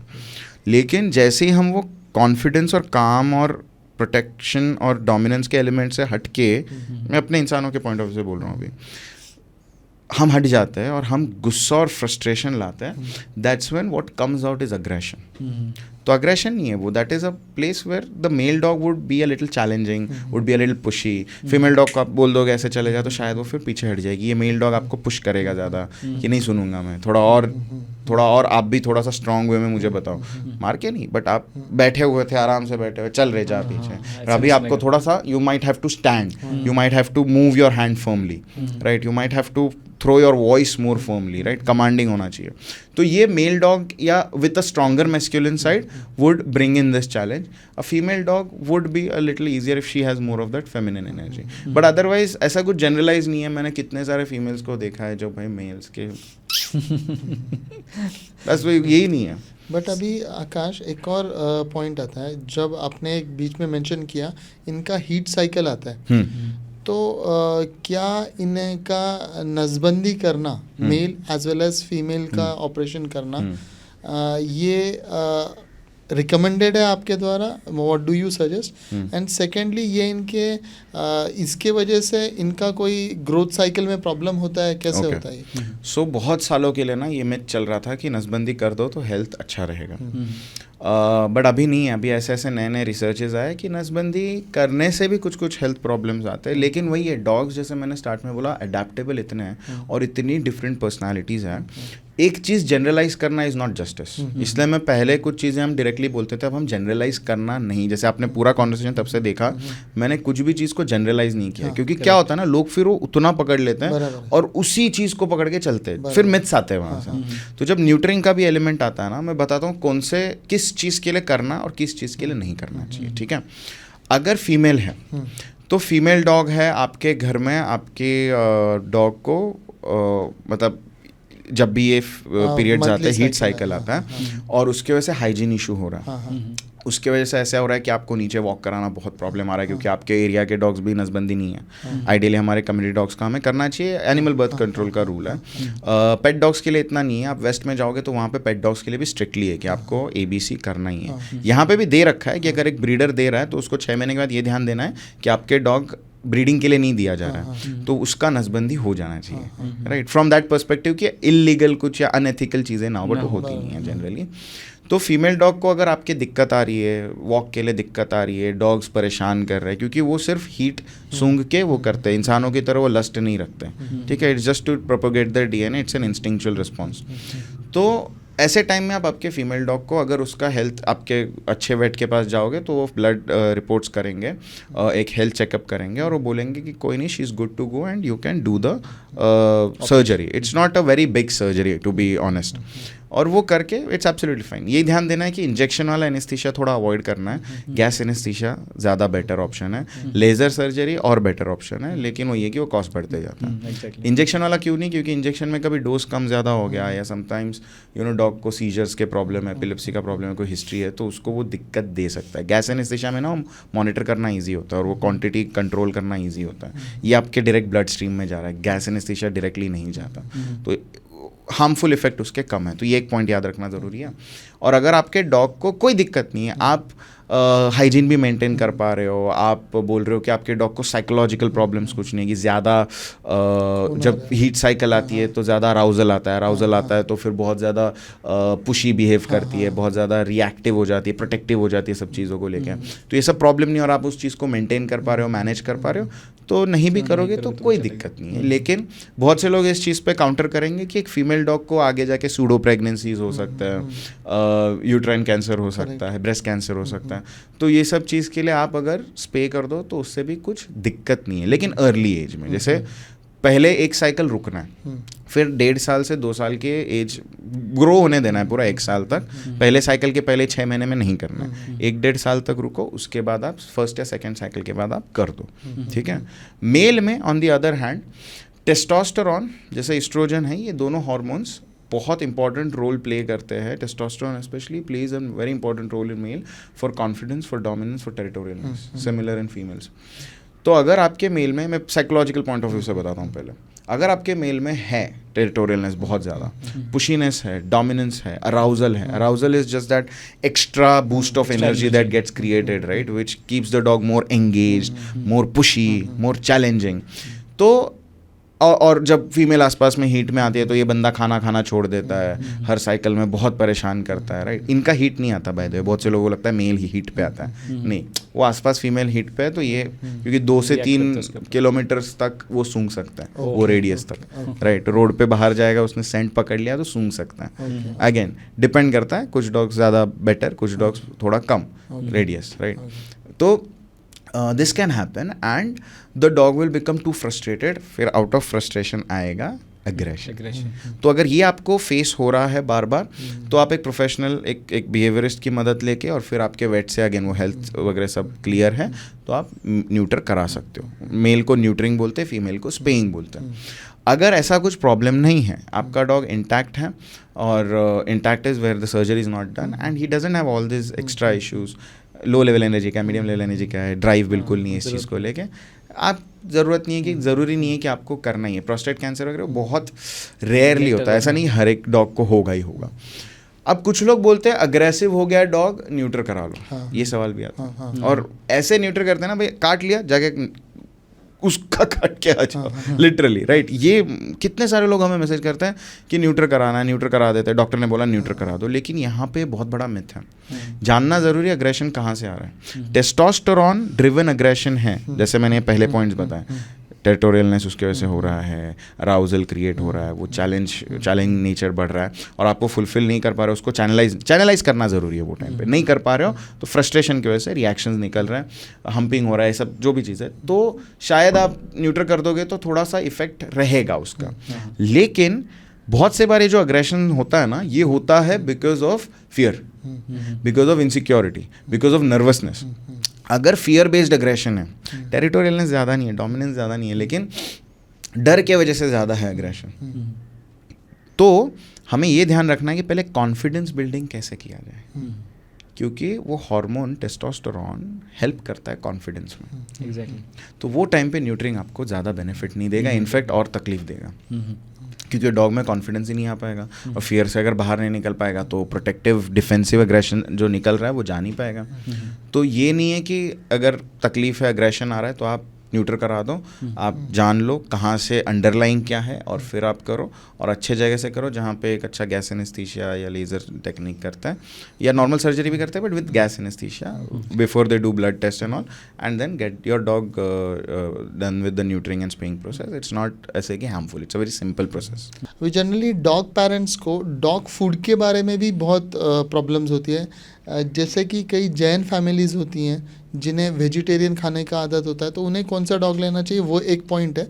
और फूड कैसे दें, मतलब कभी कभी उपवास होता है घरों में, या क्या किस काइंड ऑफ हमें पेडिग्री लेना चाहिए, या जो भी मार्केट में फूड आता है वो लेना चाहिए, जैसे कैट फूड होता है, डॉग फूड ही खिलाना चाहिए कि घर का फूड खिलाना चाहिए? ओके, सो इसमें ना फूड का जो रोल है, जैसे हमने भी बहुत मतलब पिछले 2 साल में मैं तो डाइट पे बहुत ज़्यादा आ गया हूँ, क्योंकि diet plays a very major role in behaviour also. हम बोलते हैं ना पेट साफ और पेट हेल्दी तो दिमाग भी हेल्दी, दिमाग भी ठंडा। क्यों? क्योंकि हमारा गट जो है वो इससे कनेक्टेड है, थ्रू द वेगस नर्व। गट में हमारा जो बैक्टीरियाज होता है दैट क्रिएट, सेम है हमारे डॉग के लिए, ऑलमोस्ट सेम ही है, we belong to the same mammals and हमारा थोड़ा सिमिलर है ये जो चीज़ें बता रहा हूँ। तो गट में हमारा जो बैक्टीरियाज की कॉलोनीज बनती है उसे गट माइक्रोबायोम बोलते हैं, करेक्ट? अब वो माइक्रोबायोम जब आपका मतलब हेल्दी है, इनर लाइनिंग गट की हेल्दी है, खाना अच्छा जा रहा है जो रिक्वायर्ड है उस स्पीशीज़ के हिसाब से, स्पीशीज़ अप्रोप्रिएट है, तो the microbiome is there in the sufficient quantity, it is not getting destroyed. If they are there in the sufficient quantity, they are responsible for creating neurotransmitters, which helps create certain responses which triggers behaviors. तो जैसे serotonin is a mood stabiliser, calmness relaxation वाला hormone है, 90% पेट में बनता है, ठीक है.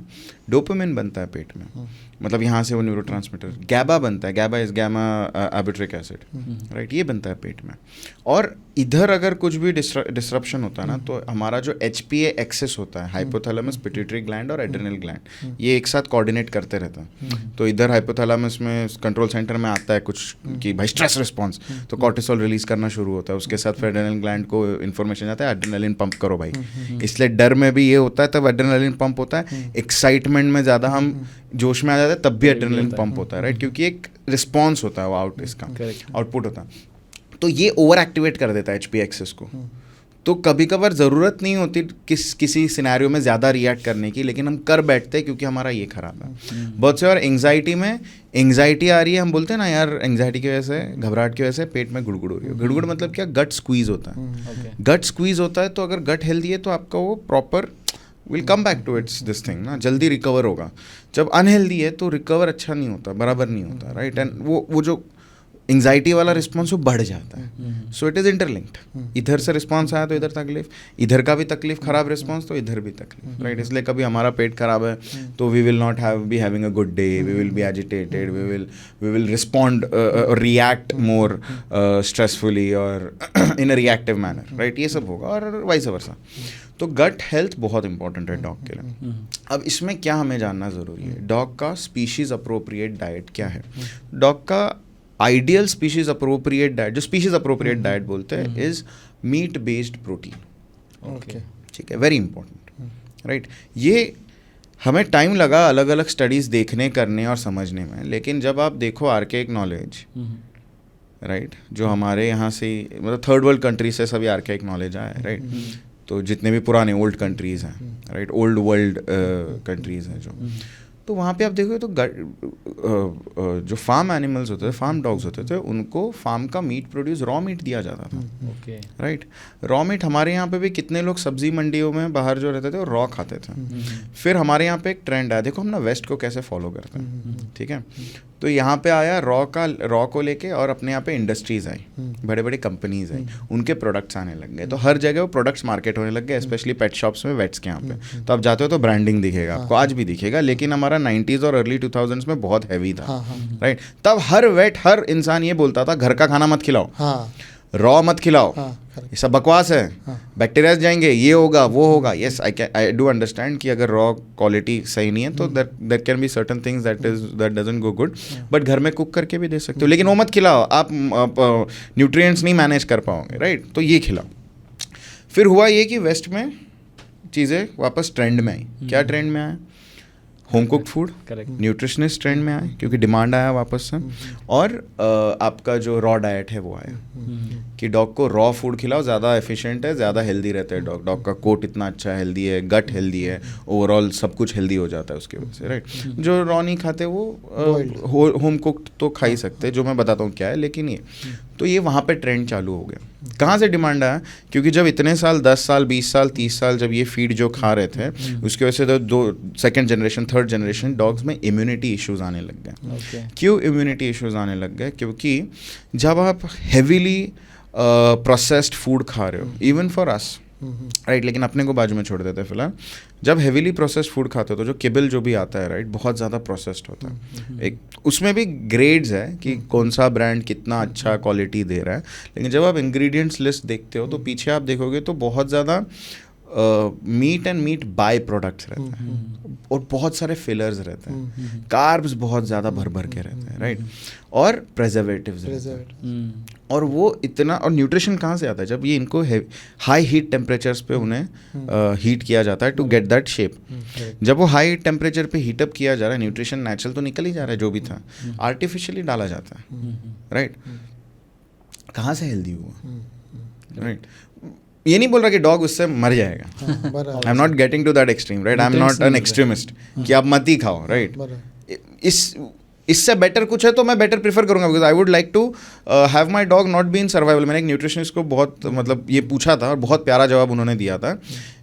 मैंने बोला था कि यार पार्ले जी बिस्किट तो डॉग खाता है यार, हम भी खाते हैं, हम तो बचपन में डाले, हमने सबने डाला है यार, कि पता है आज पता है कि नहीं डालना चाहिए क्योंकि बहुत ज़्यादा शुगर है, बहुत ज़्यादा कार्ब्स है, लेकिन हमने डाला है। मैंने बोला कितने सारे हमारे मोहल्ले के डॉग्स तो पार्ले जी पे जिंदा थे, राइट। वो अलग बात है कि हमें नहीं पता था वो बाकी जाके क्या खा रहे हैं, राइट, मरा हुआ रैट खा रहे, ये खा रहे हो, लेकिन we have scene.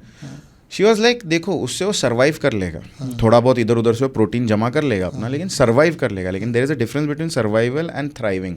Correct, surviving और थ्राइविंग में डिफरेंस है। अगर आपने घर में लाया तो वो रिस्पॉन्सिबिलिटी आपकी हो जाती है ना। जब आप हेल्थ केयर, साइकोलॉजिकल केयर, जब हम साइकोलॉजिकल केयर बोलते हैं तो हम बोलते हैं वाई अटमोस्ट बेस्ट, प्रीमियम, अच्छा, गुड, बेस्ट जो आपके डॉग के लिए क्यों होना चाहिए, वैसे ही डाइट का भी पार्ट है। तो देयर आर ग्रेड्स, ये नहीं खाया तो ये खाएगा तो कुछ एकदम ही खराब हो जाएगा, ऐसा नहीं। डॉग्स पेडिग्री पे भी जिंदा है, रॉयल कैनाइन पे भी जिंदा है, बहुत अच्छे से है, right. But because of those heavy preservatives, right, not a lot of dogs, again adaptability आता है, कुछ डॉग्स बहुत अच्छे से अडेप्ट कर जाता है, चल जाता है। मेरी स्वीटी उसको कभी नहीं जमा पेडिग्री, मतलब उसको ना इधर लिम्फ नोड्स उसके हो जाते थे, एलर्जिक रिस्पॉन्स ही था उसका उस चीज़ को लेके। मे भी उसका कुछ अंदर का जो प्रेजर्वेटिव होता है वो इंग्रेडिएंट की वजह से था, या क्योंकि मैंने मीट और चिकन वो सब ट्राई करके देखा है, उससे नहीं हुआ उसको। बहुत से डॉग्स को समटाइम्स चिकन से होता है, बहुत से डॉग को किसी एक पर्टिकुलर वेजिटेबल से होता है, बहुत से डॉग को कोई मीट से होता है, तो वो फिश पे आ जाते हैं। फिश में कम एलर्जेंस का पॉसिबिलिटी होता है। लेकिन मैंने वो सब करके देखा तो नहीं वो कहीं, फिर then we came to the conclusion कि कोई अंदर का प्रेजर्वेटिव इंग्रेडिएंट रहेगा। But whatever it is, सब डॉग्स का गट वो उसे नहीं देख पाता, और उनके गट बैक्टीरियाज जो होते हैं वो नहीं प्रॉपरली ग्रो कर पाते हैं, और वो डिस्ट्रॉय होते जाते हैं, इनर लाइनिंग ख़राब होती जाती है, बिकॉज बहुत ज़्यादा फिलर्स है, बहुत ज़्यादा कार्बोहाइड्रेट्स हैं, राइट। उसके अलावा हम लोग अगर घर का भी दे रहे हैं तो चावल भरपूर होगा, घर का दे रहे हैं तो रोटी भरपूर होगी, मैंने बोला ख़राब है, कार्ब्स बहुत रहेगा, प्रोटीन कम रहेगा। अगर हम घर का दे रहे हैं तो हम ऐसे ही रैंडमली बिस्किट्स खिला रहे हैं, तो लोग हमें कंप्लेन करते हैं, मेरा डॉग खाना नहीं खाता, तो मैं मील पूछता हूँ, मील गया? नहीं, मॉर्निंग में उसका मेन मील होता है, शाम को मेन मील होता है, ठीक है, इसके अलावा क्या क्या होता है? हाँ, तो मॉर्निंग में मील देने के बाद 10 बजे हम लोग नाश्ता करने बैठते हैं, तो नाश्ते के टाइम पे एक आधा पैकेट मारी बिस्किट खा जाता है, और तो मारी लाइट है ना, उसमें क्या होता है, थोड़ा सा खा लेते हैं। उसके बाद 3 बजे जब चाय पीते हैं ना, तब एक कुछ और एक स्नैक खा लेते हैं, उसके बाद कुछ और खा लेते हैं, उसके बाद रात को खाना खाते समय भी कुछ और एक रोटी एक्स्ट्रा। अरे तो भाई उसको टाइम कब मिलेगा जो डाइजेस्ट किए खाया वो डाइजेस्ट करने के लिए? कॉन्स्टेंटली खा रहा है, ओवर ईटिंग हो रहा है, बॉडी को, पेट को टाइम ही नहीं मिल रहा है डाइजेस्ट करने के लिए। और डॉग को समझता नहीं है ना, उसको तो टेस्ट आता है, वो टेस्ट आ गया तो खा लिया, और खासकर ओनर ने दिया तो और खुशी से खाता है। अब उसमें भी मैटर करता है पर्सनैलिटी पे। कुछ डॉग्स फूडी होते हैं, कुछ भी खा लेंगे। मेरा लैब तो बहुत फूडी था, कुछ भी खा लेता था। मेरी इंडी नहीं, वो स्वीटी बिल्कुल नहीं, और वो हर हफ्ते एक दिन उसका उपवास रहता था, वो खुद करती थी। Dogs do that. तो dogs ideally require 16 to 18 hours to digest the food. बराबर। तो 2 मील्स भी, आज उस पर भी डिबेट है कि 2 मील्स देना चाहिए, एक ही मील देना चाहिए, और एक छोटा स्नैक, वो मतलब इंटरमिटेंट फास्टिंग जैसा करना चाहिए, क्योंकि उनको वो 16 to 18 आवर्स अगर आप रखो वो फास्टिंग पे, and then give them a full good protein riched meal species appropriate, तो वो बहुत ज़्यादा बेटर रिस्पॉन्सेज देखे लोगों ने, राइट। सो वो भी एक फैक्टर है, but I am not that, like I said, I am not an extremist. तो आप 2 मील्स रखो, लेकिन उससे ज़्यादा मत रखो, और अचर कचर बाकी देना बंद करो। तो जो फूड चीज़ है ना, मेरा अगर प्रेफरेंस लो तो ऐसे टॉप टू बॉटम अगर आप लो तो home cooked is always best, जिसमें आप प्रोटीन आपको 50 to 60% रखना है। कोई भी मीट बेस्ड हो जो आपके लिए एक्सेसिबल हो। एग्स भी दे सकते हो, बट जनरली चिकन और अदर मीट्स और fish, right, and eggs also, no problem.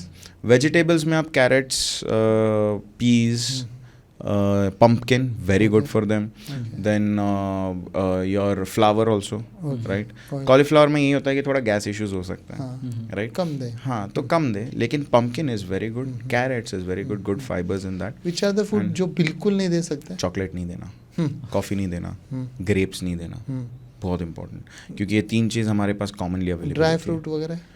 Dry fruit में क्या होता है ना कि बहुत ज़्यादा नहीं। सो पीनट, देखो पीनट बटर तो डॉग्स खाते हैं, बट अगेन वो ज़्यादा नहीं देना चाहिए, क्योंकि बहुत ज़्यादा हैवी हो सकता है उनके लिए। What about only cheese and everything? Cheese दे सकते हो, अगेन लिमिटेड क्वांटिटी। जनरली लोगों को मैं चीज़ देते हुए कहाँ देखा हूँ, दवाई देते समय, या फिर यू नो, बट वो डेयरी है। अगर किसी डॉग को डेयरी इंटॉलरेंस होगा लैक्टोज का या ऐसा, तो चीज़ वो नहीं सूट कर पाएगा। जैसे दूध के लिए भी लोग ये करते हैं ना, छोटे डॉग को मत दो, बट आप एकदम डाइल्यूट करके एक छोटे डॉग को दे रहे हो।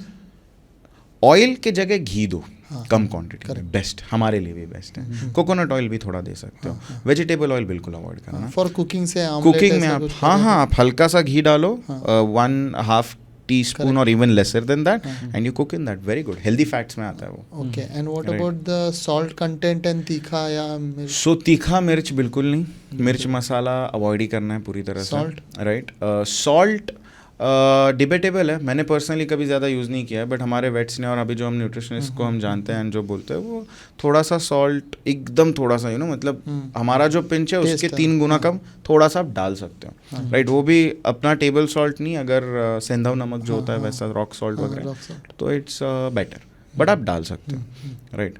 बट आपको ये चॉकलेट कॉफ़ी और ग्रेप्स, मिल्क तो थोड़ा डाइल्यूट करके आप देना है, लेकिन मिल्क बाद में जाके कोई बड़ा हिस्सा नहीं बनता उसके डाइट का। सबसे बड़ा हिस्सा है प्रोटीन। आपको क्वेश्चन आएगा उससे कि मैं पनीर से प्रोटीन दे सकता हूँ, मैं टोफू से प्रोटीन दे सकता हूँ, मैं सोया से प्रोटीन दे सकता हूँ, but these are all dairy based protein और plant based protein. Plant based protein भी आता है, बट एक डॉग का गट अलग तरह से बनाया गया था। Why I was using the species appropriate word is dogs, although a lot of people debate that they are omnivorous like humans, but they are originally carnivores.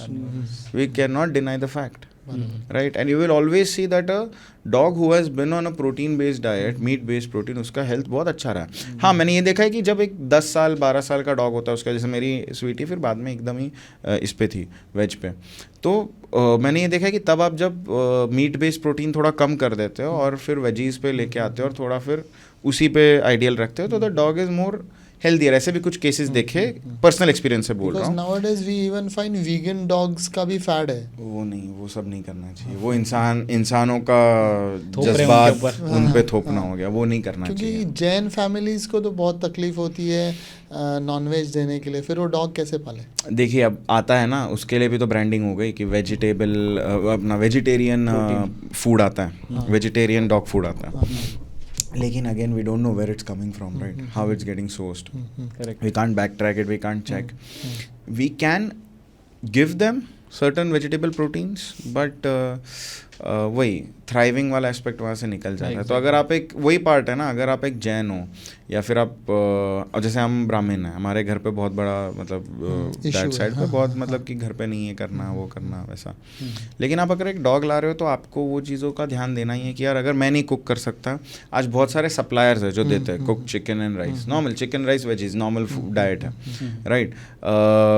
Fresh cooked meals भी आते हैं जो पैकेट में आते हैं vacuum sealed, जो आप एक बार ओपन करें तो यूज़ कर लो, आप उसमें इन्वेस्ट कर सकते हो। किबल्स आते हैं, किबल्स में अभी नए चीज़ें, क्योंकि अभी देखिए अगेन ट्रेंड जैसा बढ़ता है, लोगों में अवेयरनेस आती है तो प्रोडक्ट्स चेंज होने शुरू होते हैं। तो बेक्ड किबल्स आता है which are still better because वो बेक किए जा रहे हैं। एयर ड्राइड आते हैं तो वो किबल्स भी थोड़े बेटर है, but again if you have the capacity and capability तो आप घर का खाना दें जिसमें आप नॉर्मल चिकन, अगर एक नॉर्मल आइडियल बोलूँ तो चिकन, राइस तो लास्ट में, लेकिन चिकन, वेजीज एंड राइस, थोड़ा सा हेल्दी फैट के लिए घी डाल दिया, कोकोनट ऑयल डाल दिया, एकदम थोड़ा सा क्वांटिटी। एंड जैसे मुझे बताया गया था, मैं इसमें तो एकदम एक्सपर्ट नहीं हूँ, लेकिन बताया गया था कि आप थोड़ा सा सॉल्ट एकदम ज़रा सा डाल सकते हो, राइट। इसके अलावा अगर आपको क्वांटिटी भी जाननी है कि कैसे क्वांटिटी देखना है, तो 3% of your dogs body weight, 3% only, 3 to 4%। Okay.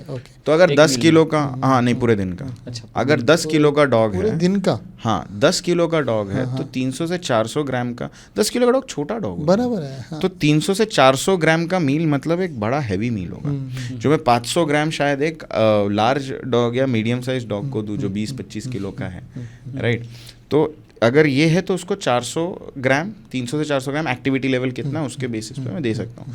और उसको मैं बढ़ा कम कैसे कर सकता हूँ कि अगर लग रहा है कि वेट कम आ रहा है, जैसे इसका आइडियल है 10 किलो और मुझे दिख रहा है कि रिब्स अच्छे दिख रहे हैं, मतलब दिख रहे थोड़े से, लेकिन अंदर नहीं गया कुछ भी, right. There is an ideal, जैसे आप देखोगे तो शेप्स का एक चार्ट आता है, तो वहाँ पे दिखता है कि ओवरवेट क्या है, ओबीस क्या है, आइडियल वेट क्या है, एथलेटिक वेट क्या है और अंडर वेट क्या है और माल नरिश्ड क्या है। तो जब आपको रिब्स दिखने लग गए, पेट एकदम अंदर जा रहा है, तो आपको थोड़ा क्वांटिटी बढ़ाना है।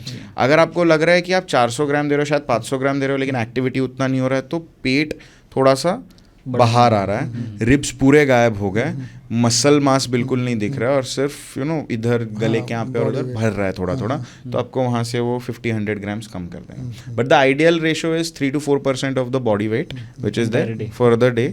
उसको आप 2 में डिवाइड करो, उसको आप 1 में डिवाइड करो, उसको आप 1.5 एंड 0.5 में डिवाइड करो एज एन इंटरमीडिएट, जैसे मैंने बोला था 18 आवर्स 16 आवर्स का गैप रख के 4 आवर्स के इसमें एक मेन मील और एक छोटा सा मील स्नैक की तरह, दोगे तो भी चलेगा, but this is how you can calculate. So एक बहुत ज़्यादा ये देखा गया है कि सोसाइटी के जो डॉग्स होते हैं उसको जो सोसाइटी के मेंबर्स होते हैं वो फीड करते रहते हैं, नीचे आया कुछ बिस्किट दे दिया, या तो वो फीड करने की वजह से वो जो भी न्यूसेंस क्रिएट करते हैं सोसाइटी के हिसाब से, जैसे कि आप मत किया करो।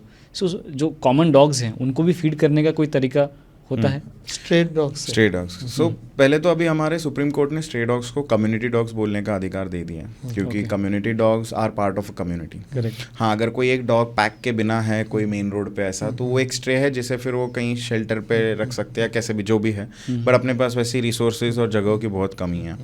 तो that's why we are behind the thing कि we have to build a community, because हम अगर साथ मिलके काम करेंगे तो ये जो इशू आ रहा है जहाँ पे लोगों को डॉग्स चेस कर देते हैं, या फिर कुछ लोग जो डॉग्स ना पसंद करते हैं उन्हें लगता है कि यार हमारे गेटेड कम्युनिटी में, अगर हमारे कम्युनिटी में नीचे क्यों है डॉग्स, राइट, तो उस इशू को सॉल्व किया जा सकता है। तो हमारा जो ABC रूल्स है जो, और जो अभी रिवाइज हुए थे 23 में, उसके हिसाब से पहले तो बेसिक चीज़ है वैक्सीनेशन और स्टरलाइजेशन, राइट, वो तो अभी अपने अपने लोकल लेवल पे सब इम्प्लीमेंटेशन कर रहे हैं, राइट, बट उसी में ये टाइम उन्होंने ऐड क्या किया कि फीडिंग स्पॉट होने चाहिए, फीडिंग टाइमिंग्स होने चाहिए, राइट, और उसी के साथ हमें एक अवेयरनेस सेशन, एक ऑप्शनल है लेकिन ये एक्चुअली प्रायोरिटी बेसिस पे होना चाहिए कि हमें एक अवेयरनेस सेशन रखना है for the entire community if there are conflicts happening, तो लोगों को बेसिक अवेयरनेस मिले किस चीज़ की, कि how to have healthy practices around dogs, how to prevent a dog bite.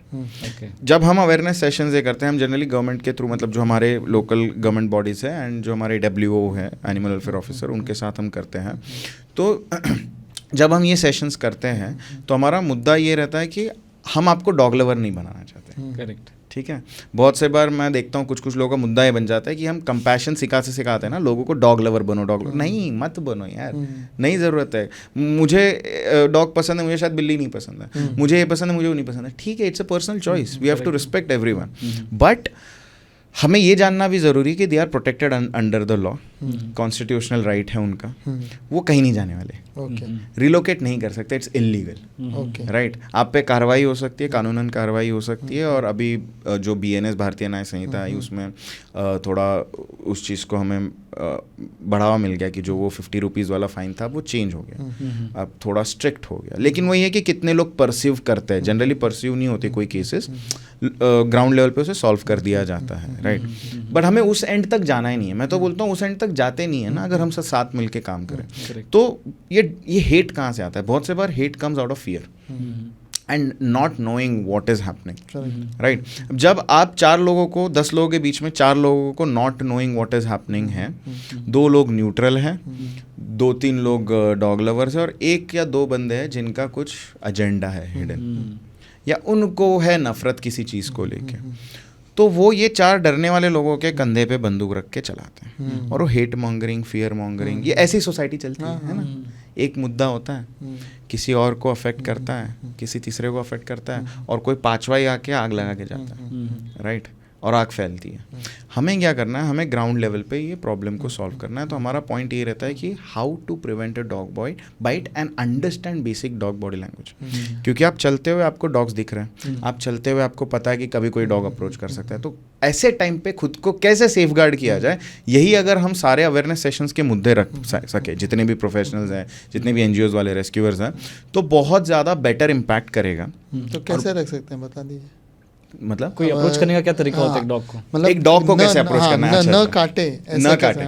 सो हमें हमेशा याद रखना है कि देखो डॉग ना हमारे जैसे हाय हेलो नहीं करते, राइट। आप अगर स्टैटिस्टिक्स भी देख लोगे ना, वैसे मैंने नहीं देखा है लेकिन मैं दावे के साथ कह सकता हूँ कि अगर आप स्टैटिस्टिक्स देखोगे तो जितने ज्यादा कटते हैं ना वो डॉग लवर्स होते हैं मैक्सिमम, राइट, क्योंकि we invade personal space, correct, right.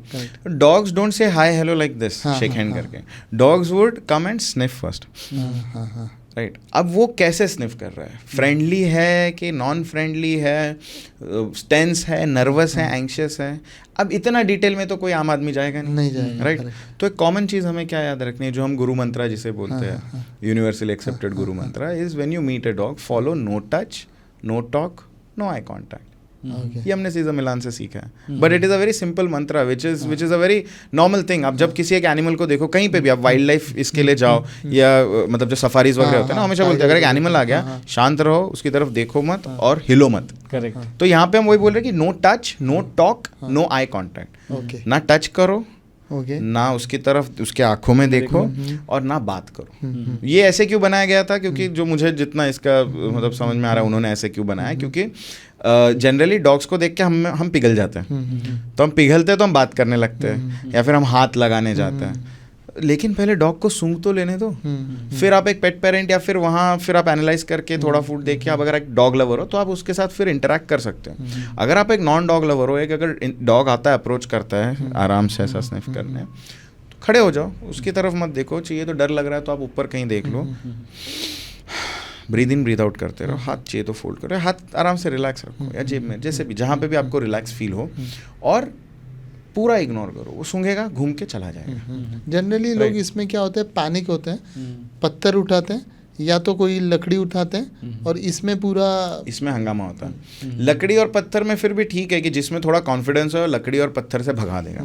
लेकिन कई अगर भागते हैं. हाँ और भाग जाते जो सामने, अब आप एक सिनारियो लो, दो लोग हैं, हाँ. एक सड़क पे चल रहे हैं. हाँ. सामने वाला ए बंदा और बी बंदा. जो ए बंदा है वो चल रहा है, उसमें है थोड़ा कॉन्फिडेंस, लेकिन उसकी फटती है डॉग को देख के. तो लेकिन थोड़ा सा कॉन्फिडेंस है कि मैं पत्थर उठा लूँ.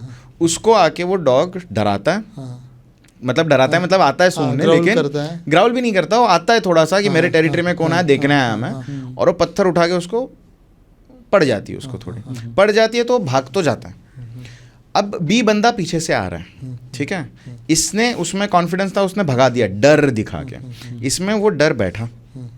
बी बंदा जो पीछे से आ रहा है, उसके खुद में ही इतना ज़्यादा डर है कि वो देखेगा वैसे वो फ्लाइट चूज करेगा. फाइट फ्लाइट ट्रिगर होता है ना, ये फ्लाइट चूज करेगा, भग जाएगा, फ्रीज हो जाएगा, गिर जाएगा. इतना ज़्यादा डर है. जैसे ये बंदा आएगा ना, वो डॉग वापस से आएगा ये टाइम, और ये टाइम थोड़ा ज़्यादा, जैसे मैंने बोला था ना, frustration, agitation because of the pain, the fear. तो ये टाइम आएगा, बट ये टाइम सामने वाले को ये सेंस करेगा, भाई तो ये तो फट्टू है. तो ये जो पहले वाले को सिर्फ सूंघ के निकल जाता, दूसरे वाले को भी सूंघ के निकल जाता, अब बेचारा दूसरा वाला फंस जाएगा और कट जाएगा.